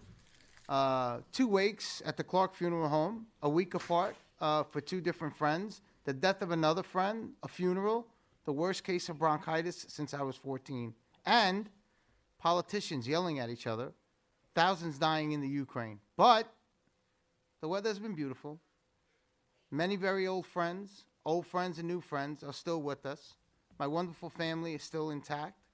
I live in a wonderful neighborhood, town, and area of New York State. My health will get better. So, now, like Dante, I begin my ascent. Copyright John F. McMullen, 2023. Thank you, Sergio. Beautifully done. Very nice. Thank you. Very nice. Okay. I'm going to open up courtesy of the floor. As a reminder, you can always contact us. You don't have to wait for courtesy of the floor. You can always call Town Hall, our excuse me, our town officials, our town departments. We are here to work for you. You can visit us on the town website at www.yorktownny.org. You can find us and all the contact information for everyone here on the dais, town clerk, even the town attorney, and of course, your elected officials. As a reminder, there's a 3-minute time limit on your comment for courtesy of the floor. We ask that you keep them directed to the town board, and we ask, as always, that your comments remain focused and respectful. Any takers for courtesy of the floor? I almost just said motion to close courtesy of the floor. Hey, Sarah. Hi, Sarah. Good evening. Good evening, Supervisor Diana, members of the town board, Sarah Wilson, 32-year resident of Yorktown Heights. Last year, right around this time, I took the opportunity during courtesy of the floor on June 7th to thank the town board for their proclamation. We had a lot of proclamations tonight, but that time it was passed unanimously that evening, recognizing June as Gay Pride Month here in Yorktown. In your proclamation, you mentioned that on the following Saturday, a demonstration would be held to celebrate the LGBTQ members of our community and to continue our collective efforts to ensure equality, freedom, and that the rights of all are protected, preserved, and advanced. I'm here tonight to request that the town board issue the 2023 proclamation at the last town board meeting in May, which will be next week, May 23rd, so that the proclamation is in effect before our local Pride celebration here in Yorktown, which is taking place on Saturday, June 3rd. I did send a request in writing previously, so I'm just taking the opportunity to follow up on that request this evening. Secondly, as a member of Yorktown for Justice, I'd also like to again encourage the board to take them up on their prior written offer to provide a brief presentation to the town about the upcoming plans to commemorate Pride here in Yorktown and to answer any questions that you may have. Our family-friendly Pride March will step off promptly at 1 p.m. from here at Town Hall. No speakers, simply a gay Pride March through downtown Yorktown on our walkable sidewalks. After the march, we invite everyone to join us at Railroad Park between 2 and 6 p.m. We will have a variety of speakers and performers, representatives and exhibitors from local supportive businesses, houses of worship, and organizations, along with games and activities for kids, tweens, and teens. We'll be encouraging our attendees to plan to make a day of it here in Yorktown, here in Destination Yorktown, visiting our numerous restaurants and delis for lunch, refreshments during the afternoon, and then enjoying dinner here after our events end at 6 p.m. We invite everyone, including all of you, of course, to join us in kicking off Pride Month here in Yorktown on June 3rd. Thank you. Thank you, Sarah. Thanks, Sarah. Thank you. Mr. Good Kopstein? evening, Jay Kopstein. The school year is coming to a close. Legislator Gashi had been elected the chair of the Board of Legislators. There is a piece of legislation sitting in White Plains to enable school buses to put cameras in the arms that come out from the school buses to take pictures of people who pass stopped school buses. Let the town board direct counsel to contact our legislators to get this piece of legislation passed so that the school districts have all summer to install the cameras. The legislation also provides the funding for the installation of the cameras. I brought this up before. Town board hadn't done anything about it. Now we have a couple of months to do something about it. How about we do it? Thank you. Thank you, Jay. I think it's a Thanks, very Jay. important message that we will look into, and hopefully we can get something done. Hi, Jerry. There you go. That's a little Hi, better. Jerry Schwab, 52-year resident of Yorktown. I want to complain about all the signs in the center of town on where Yorktown Pizza and Pasta is, that where the old roller rink used to be, Cablevision was there. There are signs all over the place, homemade signs. It's an eyesore. It's horrible. I actually stopped traffic taking pictures of it and was going to email to all of you. Oh, that was you? No, I didn't get, yeah, I didn't get to do it, but I found myself here tonight, so I'd really like to complain about it. Somebody needs to get rid of it. It's horrible. We'll have it taken care of. Thank you. Thanks, Jerry. Anybody else for courtesy of the floor? Hello, how are you? Good. Very good. How are you doing? Jenny Sunshine, resident of Yorktown for 20 years, and I have 2 children here as well, and my husband's lived here since 1969. Okay, so according to various Gallup polls in 2012, the percentage of Americans who identified as LGBTQ+ was only 3.5%. But in 2017, it grew to about 4.5%.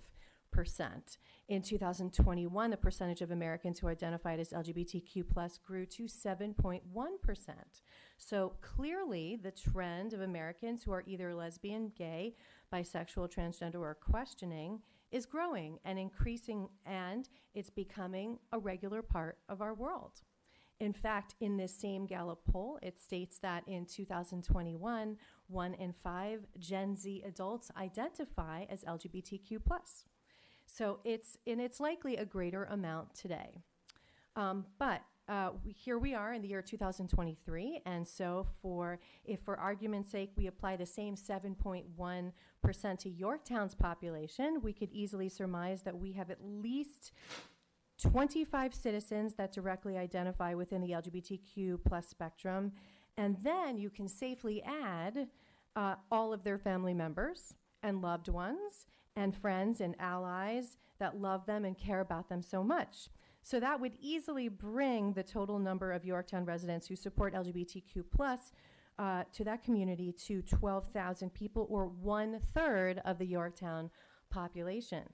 So then I would say, well, then that the Yorktown Pride Day that Yorktown for Justice is planning is very much important and wanted and needed in our community.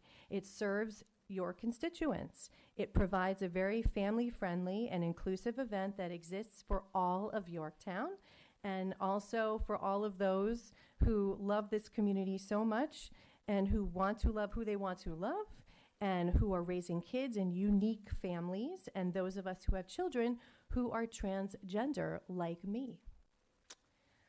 This day is for all of you and for us and for me. So I would ask that you please support Pride in Yorktown. It's an important thing. And as Sarah said, it is June 3rd. And if anyone wants to march, it's going to start right here and in this parking lot at 1 p.m.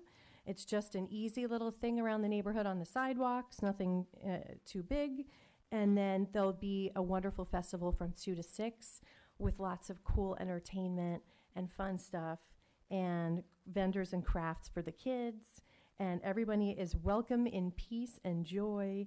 And we hope that you, the town board, will be there to march with us and celebrate with the many citizens of Yorktown. Thank you so much. Thank you, Jenny. Thank you. Dan Strauss, 57-year resident. A couple of weeks ago,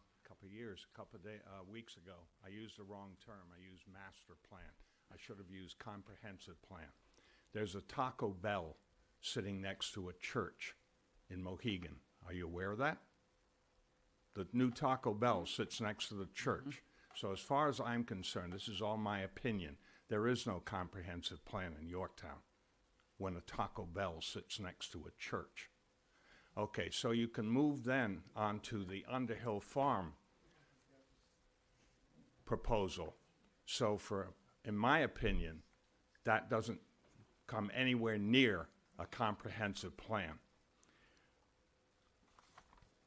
It's all about density. And I know that there's parameters because of per acre, but that's not the real deal. It's an asphalt jungle. That's what it is. Asphalt jungle. It will be obliteration and then mitigation. That's what it is.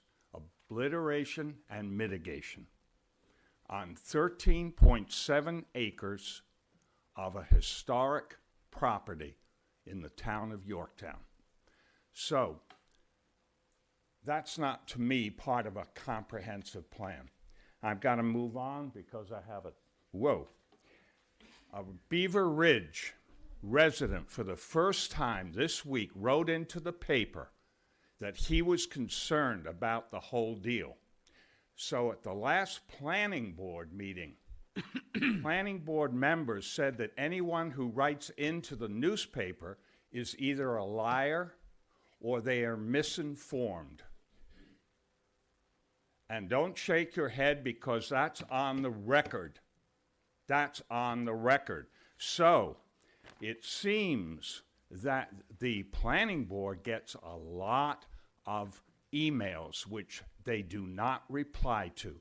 So I am asking the town board respectfully to release all the emails that come to the planning board so that the misinformation that they claim is out there. I do not believe there's misinformation. If there's any by the people of Yorktown, the misinformation started with Depot Square 7 years ago and has filtered down to the Underhill Farm project. That's where the misinformation is. And I know that some of you weren't on the board with Depot Square. Thank you very much. Thanks, Jan. Thank you.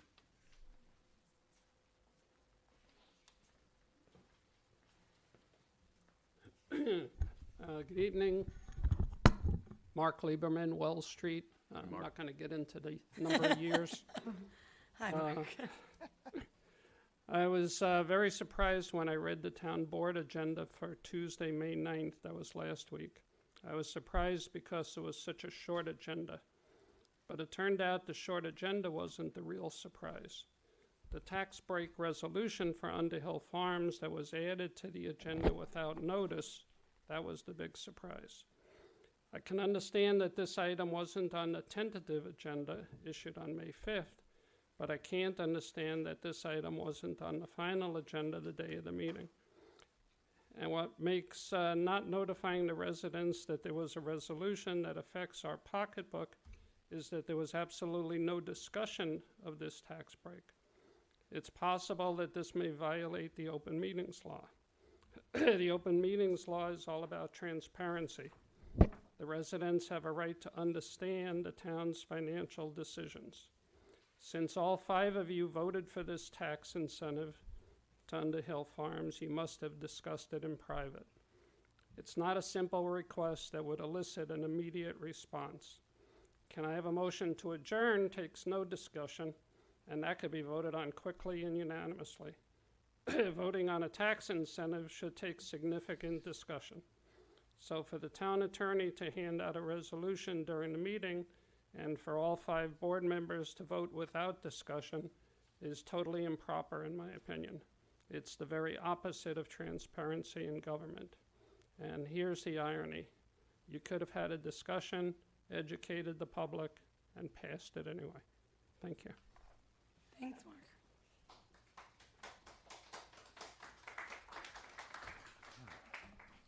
Okay, good evening, members of the board, Clerk Diana, everyone else, and Tom, my first time speaking before you as supervisor. It's very nerve-wracking. Anyway, here we go. I want to follow on to what Mark said. I live. John, you need to introduce yourself, John. Oh, right. I'm John Flynn, and I'm in 1985 was when I arrived in Yorktown. And I live right across the street from on Underhill Avenue and just down the block from 118. So I should be thrilled that you're putting at risk, more accurately, $1 million or more to upgrade that intersection. Since after all, I use it at least once a day, probably sometimes more than that, either as a pedestrian or as a cyclist or occasionally in my gas guzzler. But I'm not. I feel that I shouldn't be up here talking. It should be a lot of other people from like up in Route 6 and Mohegan Lake or other places where the streets are very congested and the intersections equally dangerous, wondering why you're spending $1 million down here when their places are even more dangerous. And so I think that the question becomes, what is the plan behind this? I know that that many of you are very enthusiastic about the Underhill Farms development and want to support it, but do you have a plan for which are the most dangerous intersections in town and how you can go through them in a systematic way and eliminate the most dangerous ones, or at least remediate them a bit before you put $1 million at risk or more in this plan for improving the intersection out here? And I say put it at risk because you're spending you're backing up the construction of the new intersection with this tax abatement, and it'll all be well and good if other developers show up in downtown Yorktown and say, "Oh, I'll pick up my share of that bill." I understand that why that Underhill Farms is justified in not spending the whole $1.5 million. But what if nobody in Yorktown Heights comes up and says, "Oh, I want to develop my property more intensely, so I'll pick up that extra $1 million." I've lived here since '85. I've been hearing people talk about the economic revitalization of the Heights ever since I arrived, and it hasn't happened. And if it doesn't happen, the taxpayers are stuck with somehow paying for that, making up that $1 million windfall or shortage in the tax base that you just spent on that intersection. So just tell me what your capital plan is for improving intersections. Thank you. Thank you. Thanks, John.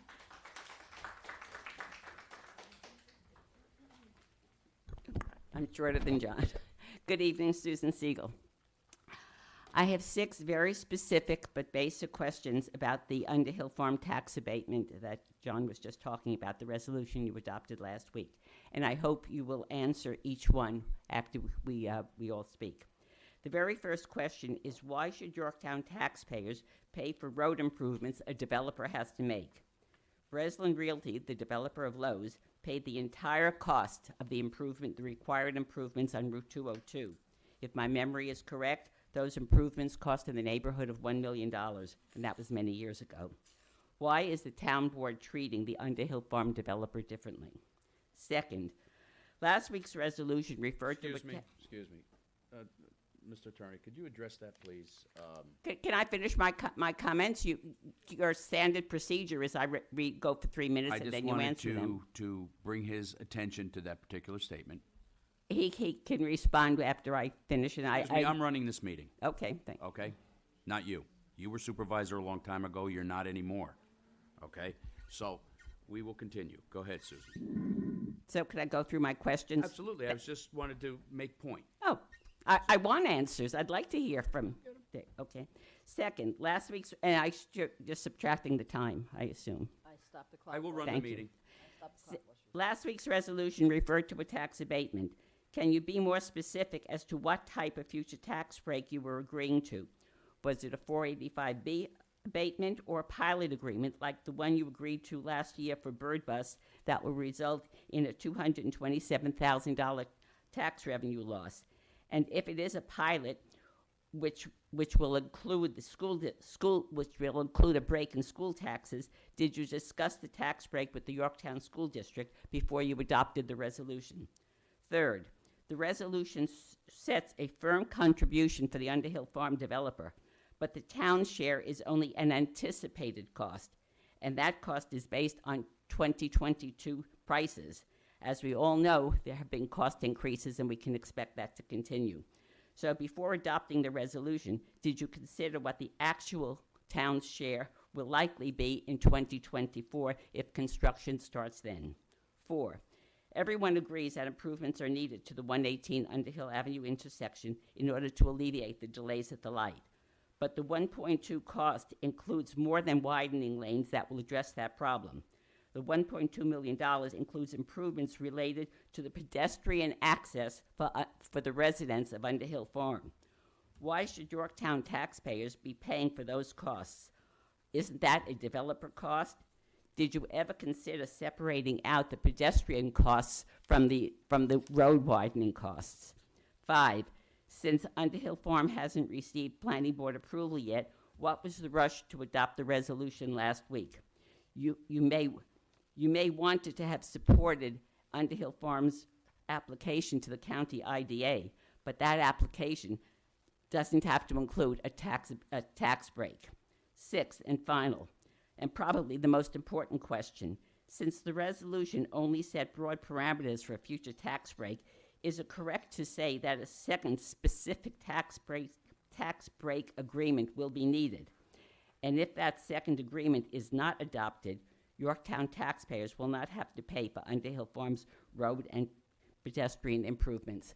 I'd also like to second what Susan, your somebody time's up. said about the transparency, Time's which I up. brought up. Susan, on time April is 11th. up. Thank you very much. Anybody else for courtesy to the floor?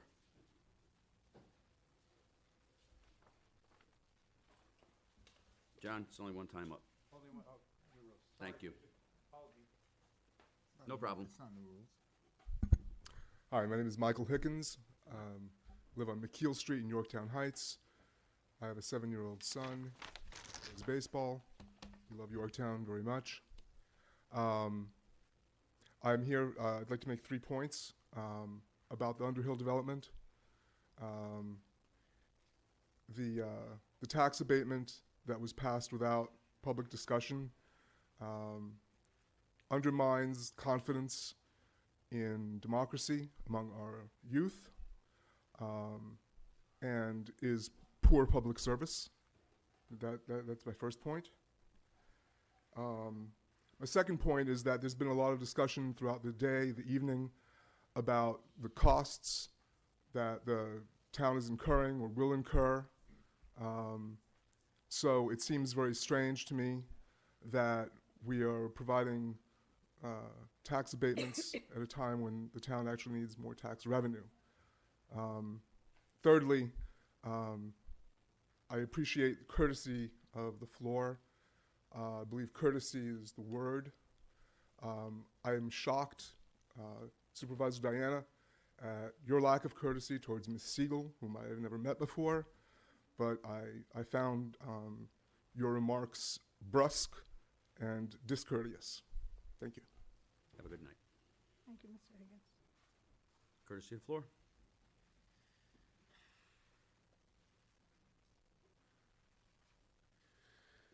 Hi, Anthony Pichette, 1-year resident.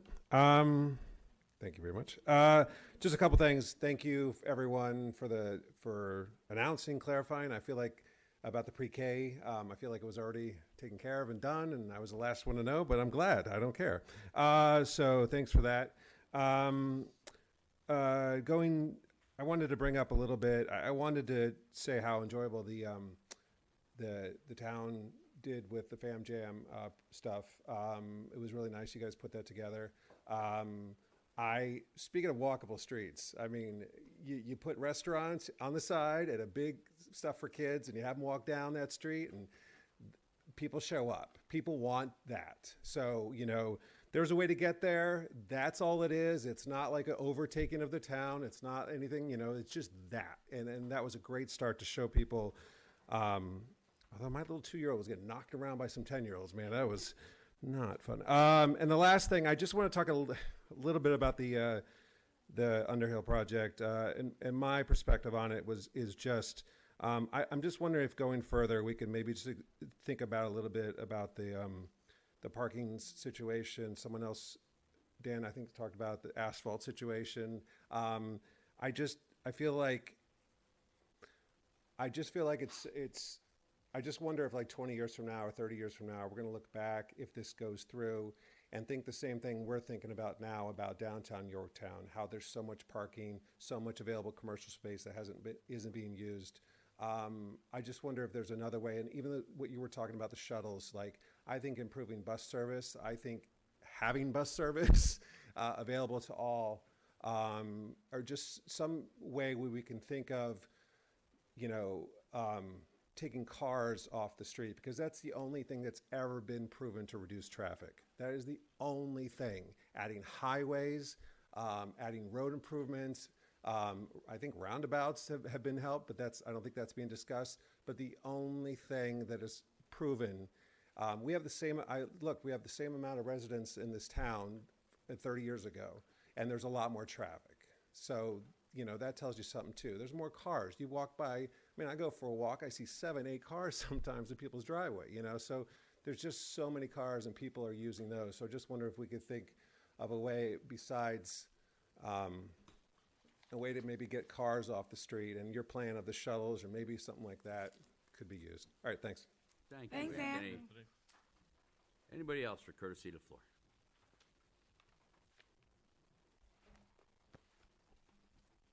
Good evening, Jan Mirchandani, 20-year resident, something like that, something in that ballpark. Jan.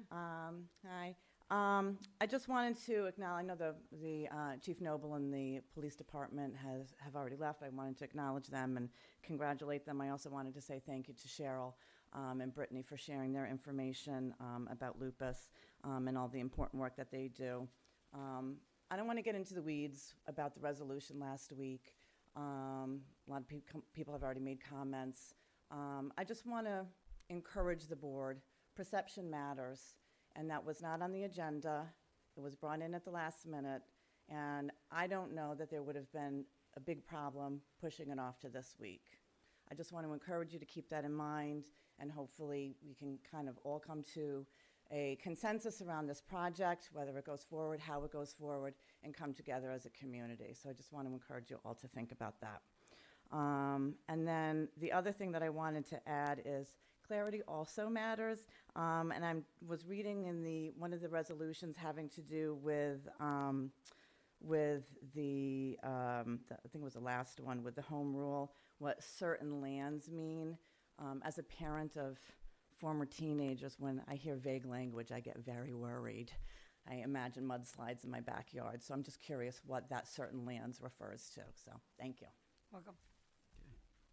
If anybody else for courtesy of the floor? Okay, can I get a motion? So Close moved. courtesy of the floor. Second? Second. Aye. All in favor? All in favor? Aye. Opposed? Okay, motion carries. All righty. I have the attorney that I want him to address a couple of the things that were said tonight, if you don't mind. Thank you, Mr. Supervisor. Thank you all for your comments, and I'll keep this short. Just as a general observation, I always find it inadvisable to publicly accuse anyone of doing anything untoward without being armed with the full facts and the circumstances of what occurred. So let me just sort of respond to a couple of questions as briefly as possible. First of all, one, the open meetings law was not implicated, and it was not violated. This was a conditional resolution. It's a resolution for a pilot that has to go through all the necessary approvals. The necessary approvals with the Westchester County Industrial Development Agency as well as the Planning Board. So in terms of transparency, in terms of the public having a say on whether this, on how this development, how this project goes forward, there will be plenty of public hearings addressed to the project. In terms of putting the resolution before the Planning Board approved it, the reason being is because this is also being developed in conjunction with the Department of Transportation, which is reviewing the congestion and the big problem that's happening at the corner of Underhill and Route 118. So they didn't want to delay that process. We want the DOT to examine it, give its input, and as well as also the Planning Board can then go through that process. Another issue that I think has come up is, one, there's not going to be a loss of tax revenue. In fact, as we understand it, this is going to be a significant increase in tax revenue, approximately $1.309 million county, town, and school. And just to reiterate, this will obviously be an improvement to the intersection and will likely eliminate the existing traffic congestion which occurs at this intersection. Another thing I think I heard came up was about the current annual county, town, and school taxes. Those payments will continue and are not abated. The pilot will, at best, only partially delay the increase in taxes due to reassessment of the property, but the pilot only applies to rental and commercial building portion of the project. There will be significant tax revenue from the remainder of the project that is not subject to the pilot. It's also worth noting that the town was receiving zero tax revenue before the current ownership because the school was exempt as a nonprofit organization. So I think, let's let the process go forward. There will be plenty of time for public hearing and public comment, but I just think to clear up some of the misnomers out there in terms of whether this is an abatement or not an abatement. This is essentially a pilot, a payment in lieu of taxes. And again, it has to be approved by the Westchester County Industrial Development Association as well as the Planning Board, and has to go through that process as well. Okay, thank you very much. I want to thank everybody for their comments. There was a lot of things that have been said here tonight with regard to this. I think the attorney has answered them adequately. Nothing nefarious is going on with this particular development. As he said, the DOT had to have this particular abatement put. We had to have it so that they could look at the project. It came in last minute, was finished up last minute. So we wanted to get it in front of the people as soon as possible. That was the genesis of what we did with this particular piece of legislation. That was all we did with it, to make sure that the process continued forward, if it's going to continue forward. Possibly if town boards in the past had looked at some of these intersections moving forward, such as the development that sits up just past the Soundview, maybe that intersection wouldn't be as bad as it is today. Maybe it would have been done years ago. But it's the foresight of this board, our planning board, to make sure that we give adequately to our residents the amount of safety that they deserve. I sit up in the office there sometimes on a Friday night, and there's an accident out front. And then there'll be another one 2 Fridays down the road. And then there'll be another one. We did a traffic study here. The man sitting to my left was in an accident at that intersection. I've seen 4 there since I've been supervisor, plus his. I didn't see his, but. So, I think that we're actually taking the steps to initiate better traffic management than a lot have. And we're going to get it paid for upfront by the developer if this project goes through. The only ground that's been overturned there, the only shovel in the ground, has been done for historic purposes, to dig down to see if there was anything there when we had our historic people in there. So this is still in the process of being gone through. There's not a done deal. There's nothing nefarious here, folks. Supervisors in the past, present, and future are going to have meetings with developers. That's how you vet out things. There is no quorum of people. I'm sure that Ms. Siegel had done the same thing when she was supervisor. I know Lanny Gilbert did. I know Michael Grace did. You have to have dialogue with the developers to see if you even want the project or want it to continue. And that's on a one-to-one or maybe one other board member who has information with regard to that particular project to put forward. But there is no nefarious stuff going on here. There is no violations of open meeting laws. There's none of that goes on. We have closed session, which we discuss legal and personnel. And if it's legal to writing a resolution, or if it's legal to writing some type of legislation, there has to be input. And the input has to be done through the attorney. And the only time you can have an attorney, or not the only time, but the time when you have the attorney present with all 5 board members is during a closed session. And that's when we discuss our legal matters. The last finishing touches on that resolution were done between attorneys after we came down here to the meeting. That I will attest to, that I will swear to.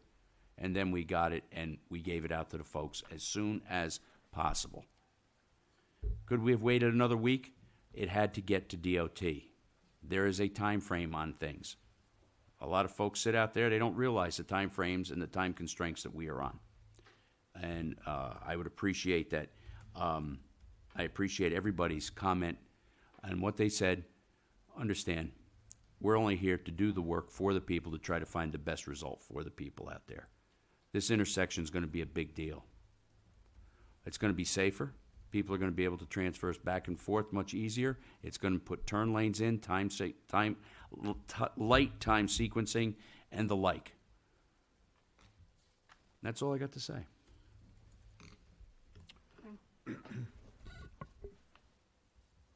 Dan, I just have one comment. It is courtesy of the floor, like Michael had said, and I know you're very passionate, and I appreciate all your comments and your input. We may not always agree with you, but I do appreciate it. But you telling me not to shake my head was out of line. I've always been courteous to you, and I will continue to be courteous to you, but I expect the same. Thank you. Okay. Anybody else? Okay. You good? I'm good. Okay. All right. I'm going to convene a public hearing to consider the wetlands stormwater management permit application for the installation of an in-ground pool on property located at 79 Summerston Road. Do I have any takers to come up for public? That's you? Okay. Come on up. Come on up. Diana showed the papers. Okay, we got the notices. Advertisement. Good evening, Supervisor Diana, members of the board, These have to be read. staff and council. David Gessel, I'm the engineer of record for this project proposed for the in-ground swimming pool located at 79 Somerston Road in Yorktown. We are here before you tonight as the property contains a freshwater wetlands, and as such, Town Code Section 178-10B establishes this board as the approving authority for such applications. And I could give you some background if you'd like, or we could just go right to a request. I think I have Dan in the back also, and Okay. he can come up and go over some things if we need to. Thank you. Go ahead. Sure. So we did appear before you last month at the work session, and we appreciated the commentary and consideration. And I'll leave it at that. I'll let you guys speak. No, go ahead. Go ahead. Oh, I'm okay. just looking at something here. So by history, this project was submitted to the town engineer and the building inspector last fall, and subsequently we made appearances before the Conservation Board and Planning Board in November and January of '23. And after receiving comments and commentary, we did bring on a environmental consultant, Tim Miller Associates, to assist the client with obtaining the necessary approvals from New York State DEC, as the property does contain local wetlands, but also New York State regulated wetlands. In the presentation back in November 25th, we did present our most recent refined set of drawings, which did incorporate all of the commentary and good critiquing from the design professionals and the professionals that sit on the advisory boards. And at this point, we just think after several rounds of good constructive review and commentary from the land use boards, town staff, the plans before you are refined to everybody's satisfaction, including commentary received from New York State DEC Region 3. And at this point, after further discussion, we would respectfully request that this board consider a conditional approval for this project, subject to the terms and comments received by town engineer. Okay. There was we have a memo from the town engineer. Dan? Come on up, Dan. Come on up.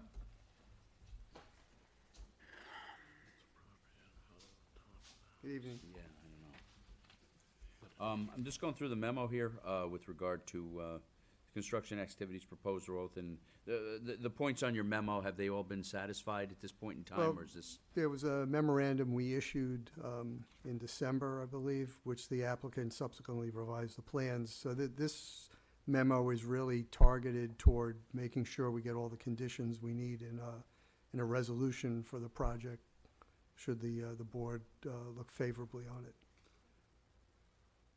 So these are sort of more resolution conditions than plan revisions. Okay, it seems like no exception of the existing patio is proposed, and any such proposed be amended by the permit. Provide infiltration maintenance requirements on the plans. Provide a note. Not, I guess supposed to be note on the plans indicating that the proposed grading will not restrict the flow of runoff from adjacent properties. $500 corrosion control. It should be posted, and the applicant shall submit a $300 engineering inspection fee. Have all of those been? Well, no, these are things we want to add to the resolution as Add to the- conditions. Exactly. So have you spoken to the applicant about these conditions? No, but, Okay. you know, these, No objections to any of them? Okay. You got this then. You got this and read it over. You can come back up.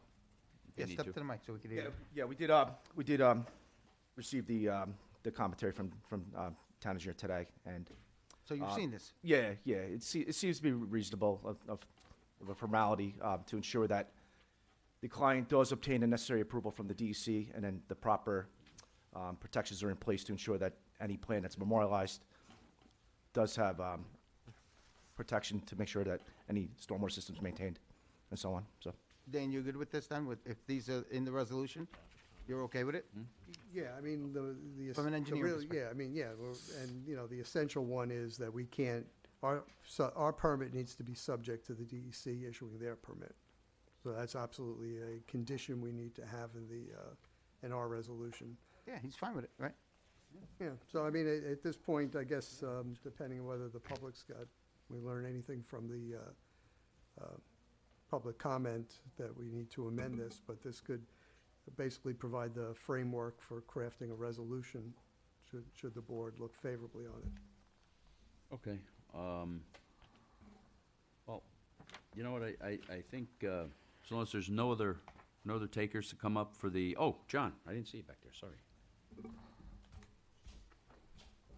Mr. Tegeter, how are you today? Hi, John. Hi, John. I didn't know I blended so well into the background. I didn't back see there. you back there. I didn't see you. I did. You and I blend pretty well together. Oh, yeah, I blend. We issued a memorandum in December. It had 3 short items on it. One, I think, was shared in the original engineering memo, which was do deep hole tests. The other one that I am a little more concerned with is we recommended that there was really two projects that happened, not necessarily together, but one after the other, or they were permitted individually. We recommended that the impacts associated with both be treated cumulatively so that the mitigation reflects the impacts of those. At the planning board meeting, I don't think that the applicant's representative had an issue with that, but I would just like the opportunity to make sure that that was done, or if you put it in as a condition of the resolution would be fine as well. So those are my only comments. So did you see his, step back up here, please. Yeah. So did you see his comments from back in December? Yes, we did. We did receive the comments, and we did incorporate the comments into the most revised plan that this board did see in So April. you're okay with his comments as well? Yeah, absolutely. There's no objection. So we got to, I guess there's still a little bit of work to be done, so we can get this up to point where we can vote on it. We can close this tonight and vote on it next week with all of the, where's the other one here? This, we want to read this. No. With Dan's as of May 16th that had come through, with the engineers as of May 16th that came through with regard to some things that had to be done and things that had to be put on the plans. As long as that's done, I think we could vote on it at that time. You have another comment from. Oh, yeah, and we have one other comment. I'm sorry, there was a. Did you want to do public comment first, or you want me Yeah, to read this? is there anybody from the public that would like to speak on this? Sitting in the audience? Nope. Go ahead, Ed. Okay. There is one letter that was received. I received a letter in the mail with regards to 79 Somerson Road installing an in-ground pool. I live at 89 Somerson Road for 32 years, and their home is right on top of mine. Last summer, I couldn't enjoy my yard or deck because they had construction all summer, even on weekends. It was loud, workers talked loudly, and there was no privacy from their yard to mine. Their construction has gone on for over a year with all of their cars and their workers' cars parked in front of my home. If I have company, there is nowhere to park, so cars are double parked in my driveway since the street has been unusable. If this pool is approved, it will be another summer of construction, and once again, I will be unable to enjoy my yard. If the pool goes in, I will have no privacy at all from their home. I will have constant noise from their family and friends, and they also have 3 teen kids, so all of their friends. I also will have zero privacy. I like to sit outside on my deck, enjoy the sun, a barbecue, and most of all, enjoy the quiet of relaxing on the weekends. I am a good neighbor, I am quiet, and don't infringe on their privacy, but I moved to Yorktown. I wanted to enjoy the country life, which it was when I moved here. If their permits are granted, their pool will be by the property line or close enough. My enjoyment of my backyard will be gone, and it will give me the only choice to move after all these years, which I am aware you don't really care about. Please don't approve this pool. I didn't fight their new deck or patio or garage, but the pool will destroy any pleasure from the outdoors. They are loud neighbors as it is, and this will make it a nightmare. I am hoping you take my concerns into your consideration. Please come out and look at how close our properties actually are. Regards, Susan Chico at 89 Somerson Road. I do have a question. I have it pulled up on satellite. Can you show me where the pool is proposed? I know it's on my computer. You can come up here. You can come around. Take a look. If I may just respond to that? Yeah, yeah. As soon as just I- show us where the pool's about going to go. Absolutely. Okay, so the existing 27-foot diameter pool, which was been removed, the pool's going to shift. Can you bring it down a little bit? So there was a pool there already? Yeah, so the use is, that was going to be my response. So Well, is this their house? this is their property here. Oh, this is their property. So the 'cause pool, The numbers are the wrong. pool is going to extend from the edge of the round circumference to approximately where the trampoline is. So it's actually moving farther away from the. Is this the neighbor that Yeah, it's moving. I don't know forward. which neighbor. We're guessing. It was- Yeah, Okay. no, it has to be, because there's, Is there a Oh, fence? no, I'm sorry. There's a fence there already. I apologize. I apologize. So This is their this is property. the Jennings property. okay. The pool, existing pool, which I thought that was their pool, was Yeah, here, my sister's doing it updated. sliding up slightly to the right, more center in the You property. could probably do So it. it's moving away. And how high is this fence? 6 foot high vinyl fence. Okay. And is this brush still here? The greenery, the trees? I believe there are Okay. trees there, if I recall. I know there's a buffer in the front yard too as well, Yeah. between the properties. So is there a fence between you? I'm 10 sorry. days? Yeah, there It is. looks like there There's is, a right? 6-foot fence. A 6-foot 10 days for fence? public comment, or that was already done? No, you public comment, you close. 6 foot high vinyl. You don't have But any we haven't closed it unless yet. you're, you know, requesting to have extra comments. There's no necessary. Yeah. So there's a pool you there want- already. No, which you there's took not. down. No, the pool's gone. Yeah. Hold on. So there was a pool there already that you took down. When did you take it down? I believe the pool came down in the fall. Do you want to? So you recent. could- you could- So yeah. recently. So the pool came down recently. Yes, I met Mr. Jennings in October of '22, and the pool was removed just right before that, right after the summer use for 2022.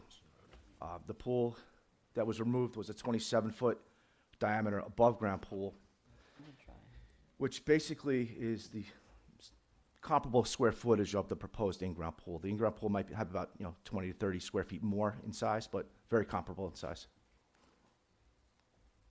And it'll actually be lower since it's in ground. Yes, correct.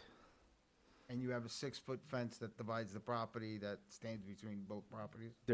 Correct. There's 6-foot solid vinyl fence along the side lot lines on both neighbors. And then proposed in the rear for a pool barrier is an open chain link fence, so they could still enjoy the view and the pleasure of the wetland. So now he's saying that you guys are doing construction on the weekends as well? I don't know what I can't speak to that. I know the owner has permits to build an attached garage that up. to replace an existing paved area. He had a big driveway, so to speak. That attached garage is over that driveway. But I That'll be down here then. I can't speak to the schedule, to be honest. So who can speak to this guy? I mean, because obviously this is a concern. Yeah. I am, we're trying to mitigate and kind of like work this out, so this way we get to an end point here. But I mean, if he's saying you guys are working on, whoever it is working on Sunday, not you, but. Yeah. Well, I don't think there's a prohibition on that. Is it It's in just a compliance time- with the noise just a ordinance? starting time. Yeah. Just a starting time. There's a noise ordinance, I would assume. Yeah, Is but it- but it's a start and end time. There's no Start. prohibition on construction on the weekends. On the weekends, Okay. that's, I know. Talking about courtesy, that's all that. I know my partner and I, Frank, we did visit the property several weekends just to do the percolation testing and things like that, and there was nobody there when we performed what we had to do for. all right. If there's no, I think we have someone We for have a public comment? comment. oh, go ahead, Jerry. Come on up, Jeff. This, I believe, is on Little Summerston at the bottom of the hill, that when you go down Summerston, it's the left turn. I used to live at 45 for 20 years. I have to tell you, I think they're crazy putting in an in-ground pool, because when it rained heavily, and I've been away from there since the 1980s, when it rained heavily, the water from the wetland that goes behind those properties would be right up to the house and the doorway. I know why they probably had an above-ground pool before, but I can't imagine them putting an in-ground pool in there, because it's going to get flooded, I promise you. Yeah. I think that's why they had to do all that mitigation work around it. Yeah, I don't know. Yeah, no, there was a lot of engineering work specifically for that. Yeah. Yeah. Seems like they're aware of that. Yeah, I was concerned about the pumping of the water. Can I ask Dan a question? Are you familiar with how they're going to mitigate this water that's apparently in this backyard, curtain drains and such? And will they be looking to tie into our drainage? No, they're putting in infiltrators. Infiltrators? Right. Okay. And the property And what about pitches- the overflows? The property pitches to the wetlands in the rear. Okay, good, thank you. All right. If there's no one else, I'm gonna make a motion to close public hearing. Motion. Second. All in favor? Aye. Aye. This has been coming before us for quite some time. And Did anybody else have any questions on this, or I think we're ready to vote on this, no? Okay. I asked you a lot of questions last time. Yeah. I used my You know, full you know, knowledge. you really did, and I was really pleased by your wealth of knowledge. That was really, we got challenged. Oh, thanks. Yes, we did. Good. Dan, you got something? No, I'd like to, before you guys vote on it, put together a resolution to memorialize all the conditions. All I right, agree so with that. then let's do that, and we'll vote on it next week. Okay? Thank you. Sounds good. Thank you, So guys. can you Thank speak you. to your client about the weekend, possible weekend work, about trying to do something for the neighbor? You know, it's a neighborly thing to do. For me, it's the right thing to do. It's an easy thing to do. You're right. Okay. No, I will speak to him. He's probably watching right now, so Okay. I'm sure he heard the commentary. So, Okay. so thank you for your time. So he'll do a resolution? Yep. We'll have it for next week, Dan, and then we can vote on it. Okay. Thank you. Thank you. Thank you for your time. Thank you. All righty. We're going to be another public hearing to consider amending Chapter 275, the Code of the Town of Yorktown, entitled Vehicle and Traffic, Section 22, by adding to pavement marking list. Okay. So, This should only be like an hour or so. you think? Yeah. it's Yeah, I don't think it relatively should be simple. too much I think longer than that. everyone's here to talk I about see. it. Everybody I here see to we talk still have a about few people awake, pavement so I markings? really Oh, like here to he co- I take as kn- much time See, as possible. you had to start, Dave. Where are you going? Can I introduce you, Anthony we haven't Pichette? opened No. 1 year. My job. we Stop haven't- talking back to me. I wasn't we haven't supervising. opened it yet. Would you like to Actually, need a hear what's moment. going Need a on moment. before you speak to it? Perhaps. Dave, you're out of control. Okay. All right. Why don't you hammer the little thing over there? Okay, I'd like to convene a public hearing to consider Chapter 275 of the Town Code, Town of Yorktown, entitled Vehicles and Traffic, Section 22, by adding to the pavement markings. Do I have a motion to open? Motion. Second? Second. Okay. All in favor? Bye. Okay. Nay. Hey, he says. So what we're doing here is essentially, as part of the Legacy Farm, Legacy Fields deal back in the day, when we took X amount of money and gave up over 7 miles of town road, which we used to get paid to maintain, and now would cost us more than the money we received just to pave half of them. But that's okay. These roads at that time were county roads, okay?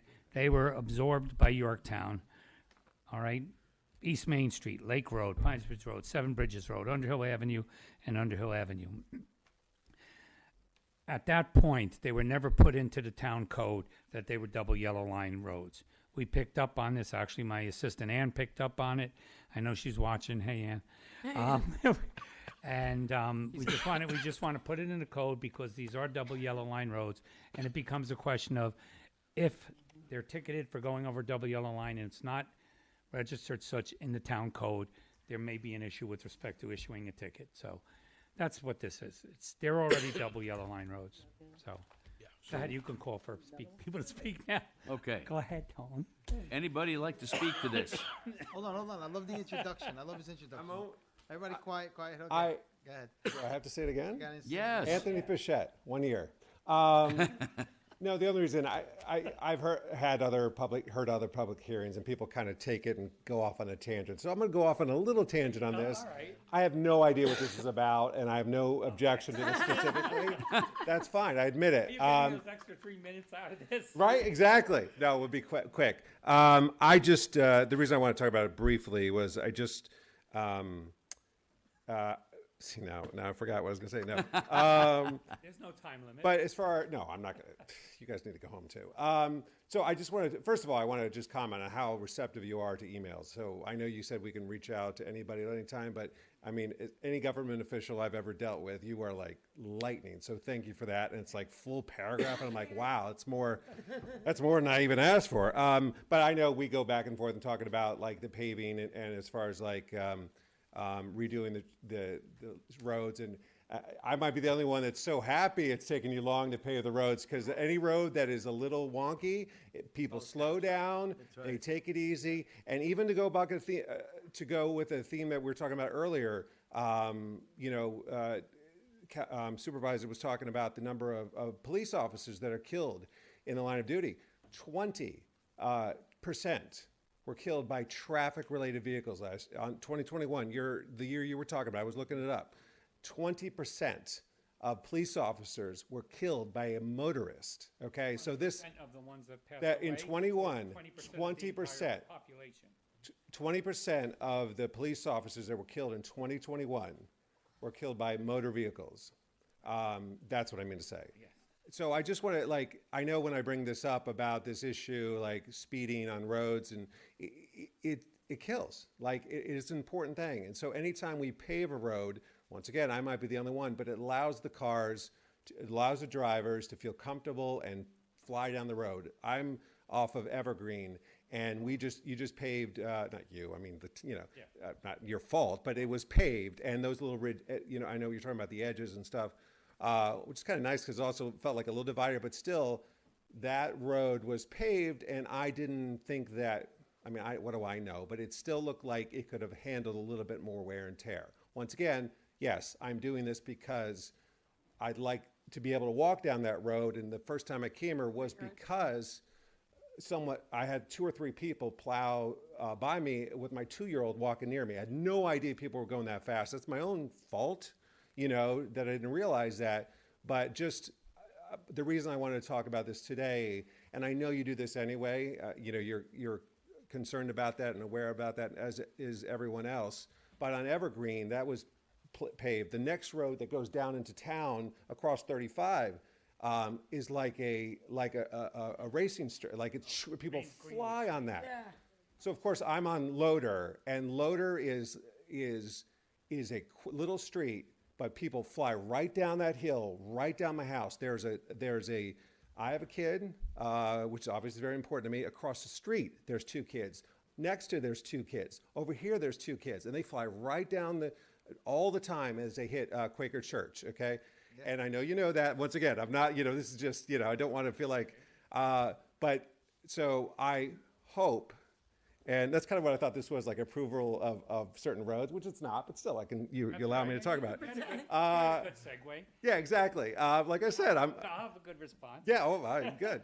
I know you're on my side. But so I don't know. I don't even know what can be done because it is very frustrating. It's scary. Like now she's starting to walk, and the other kids are walking. There's balls that was bounced in the middle of the road, and these cars fly down. There's no recourse. There's nothing to do. Like obviously, I'd love to have a speed bump on that road, and I know speed bumps don't work all the time. But coming on a decline on the top, that's going to stop people. But that's an issue. There's certain criteria for speed bumps, and grade is the most important criteria. Right. There's another criteria with respect to the amount of traffic that a road sees in a given day, previous accidents or previous, speeding tickets that have been issued. There's a whole set of criteria. I tell people all the time when they call me and they say, can you come and assess our road? We like to have a road paved. And depending on where it is, Greenwood Street's a perfect example because it's a cut through to town.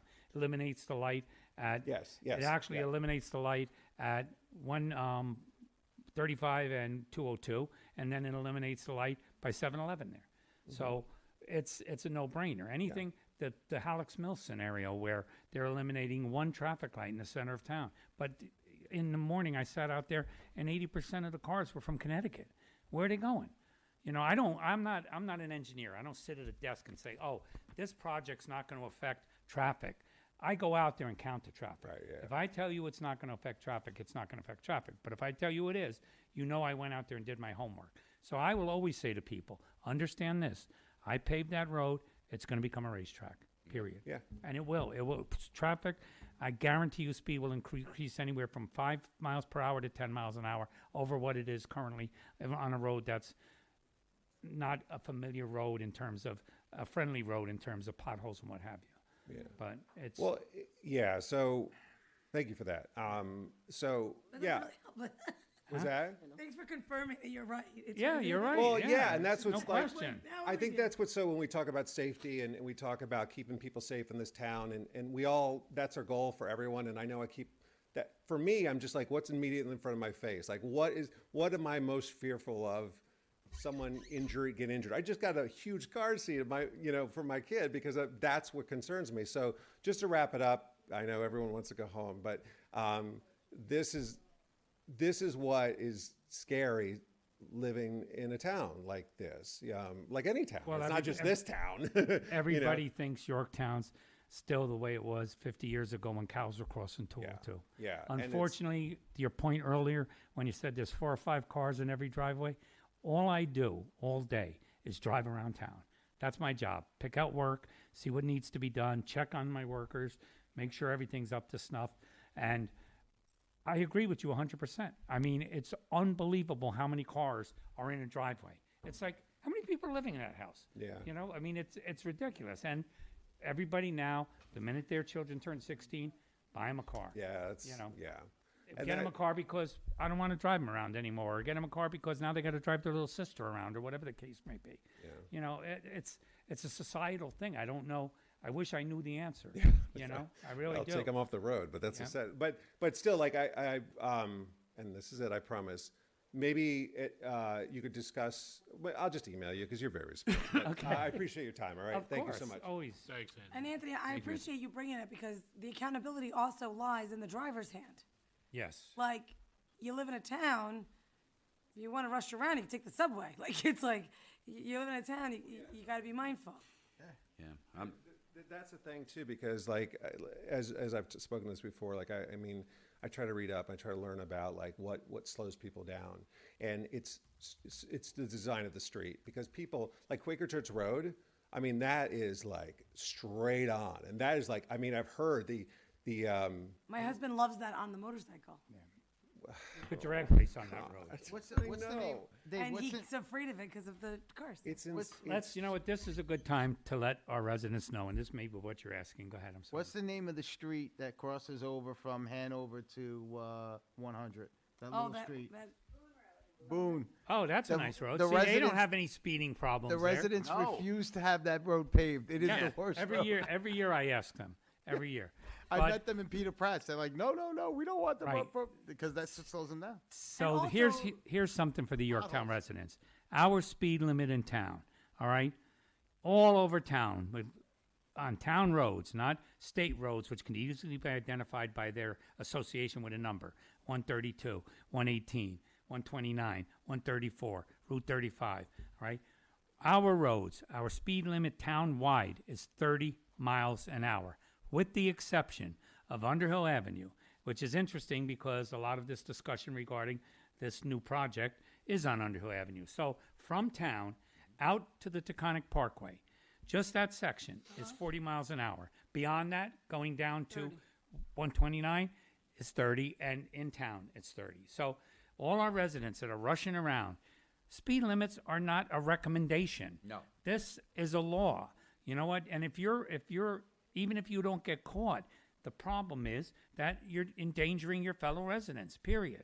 So I don't have a lot of toleration for speeding, as might be obvious.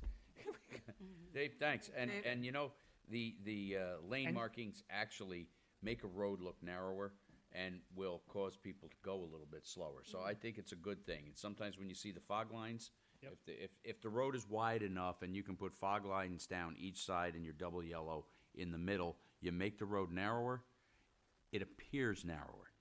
They got all sorts of room, but it appears narrower.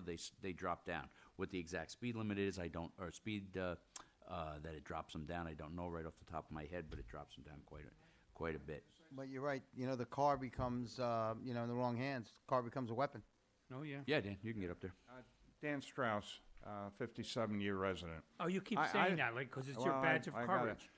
it. The deal is, though, it's not just the people in town, and you repeatedly say that. This is a pass-through town, so when you're talking about people adhering to the speed limit, it's not just the Yorktown residents, it's people from out of town. Oh, sure. Absolutely. Oh, yeah. And there are more of the people from out of town who are using these pass-through roads, Greenwood and Underhill. Halleck's It's Mill. just, and Halleck's Mill. So it's not, when you're saying to the people of Yorktown, yes, you should be respectful, but it's not them. It's the other people who are doing I've it. never taken exception. That's all I'm going to say. But let me say this. You're absolutely right. Every time, I'll give you a prime example, Farm Walk. requested speed bumps, 2 residents, okay? Put letters in everybody's mailbox. Would you like to have speed bumps? Please let me know, because it's a big deal. Okay. All right? We went out and did a traffic study. Every car that was speeding on that road was a Yorktown resident. Okay. Yeah. That's not That's a- one now of that's the a neighborhood. pass-through It's roads, different. though. That's a neighborhood. Right. That's all I'm trying But to say. also, Dan, I love what you're saying, but it's our job as parents to teach our children not to mirror the neighboring driver, because not all our kids are looking at the license plate. Okay, but the point well, you're getting into now socioeconomic or not economic, but Getting into a healing but moment you're not the economic. I'm just but it's about saying, the we have people it's that are about impressionable. yes, you're trying to teach your kids, but the parents are speeding. Right, that's what I'm yeah, saying. You gotta but slow so down. I'm just it's not there for me. It's not there in this generation. It's not there. That's all I'm saying. No? You might not be wrong. Well Thank taken. you, Dan. Thank you. All right. What's that? All right. Anybody else? Back to the That's it. pavement mark. Anthony, stay there.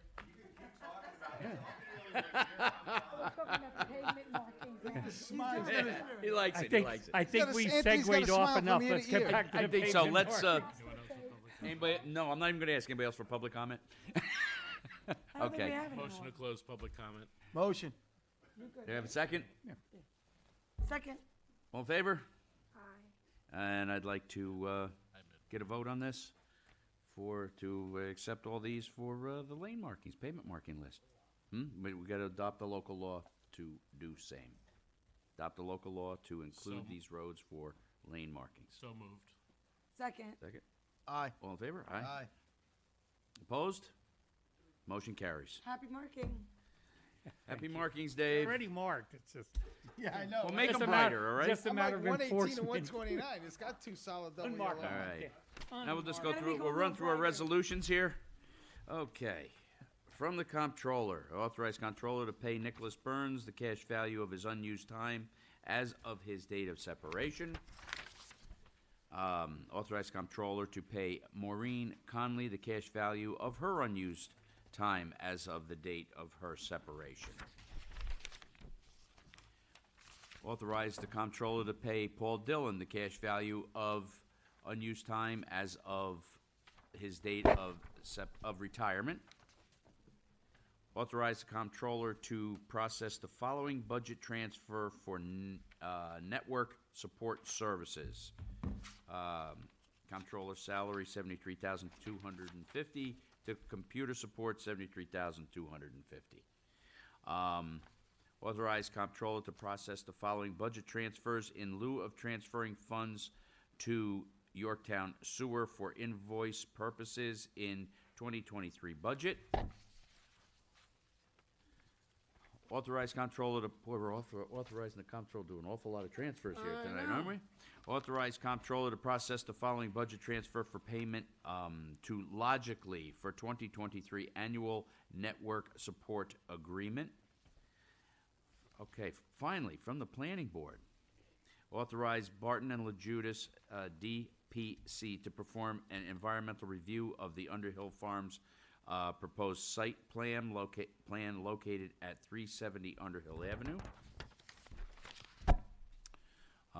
From the town attorney, authorize the town clerk to transmit a home rule request form and a copy of this resolution to the Home Rule Council of the New York State Senate and New York State Assembly. Authorize town clerk to refer out a proposed local law to amend Chapter 15 of the Code of the Town of Yorktown entitled Building Construction Administration. Authorize the town clerk to refer out a proposed local law to amend Chapter 300, Section 13F of the Code of the Town of Yorktown entitled Zoning. Authorize supervisor to sign an agreement with Environmental Design and Research Landscape Architecture Engineering and Environmental Services, DPC, EDR, for sewer system evaluation study. Authorize controller to release an erosion control bond for work done at 2942 Farm Walk Road in the amount of $500.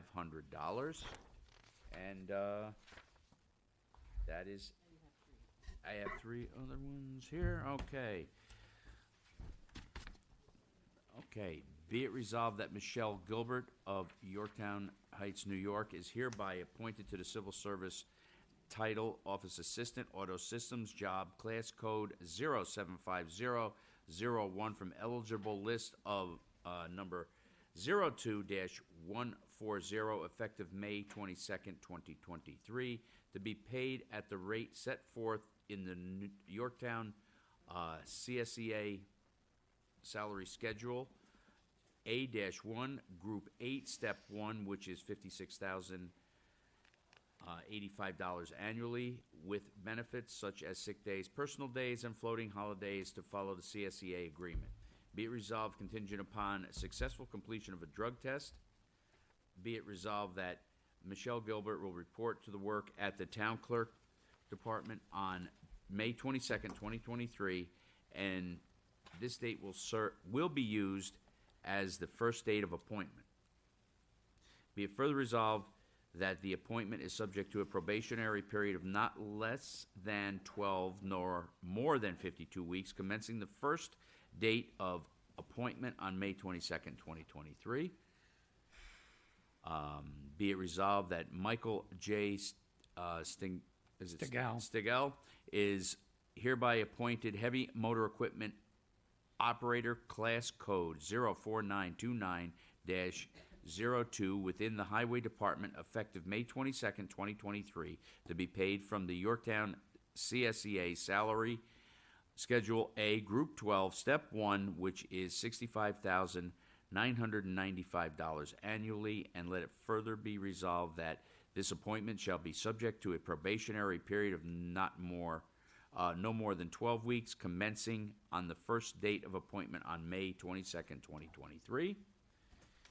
Be it resolved that Robert Alfano, maintenance mechanic repair in our Parks and Recreation Department, has completed the 12-week minimum probationary period and is hereby granted permanent status effective on May 17, 2023.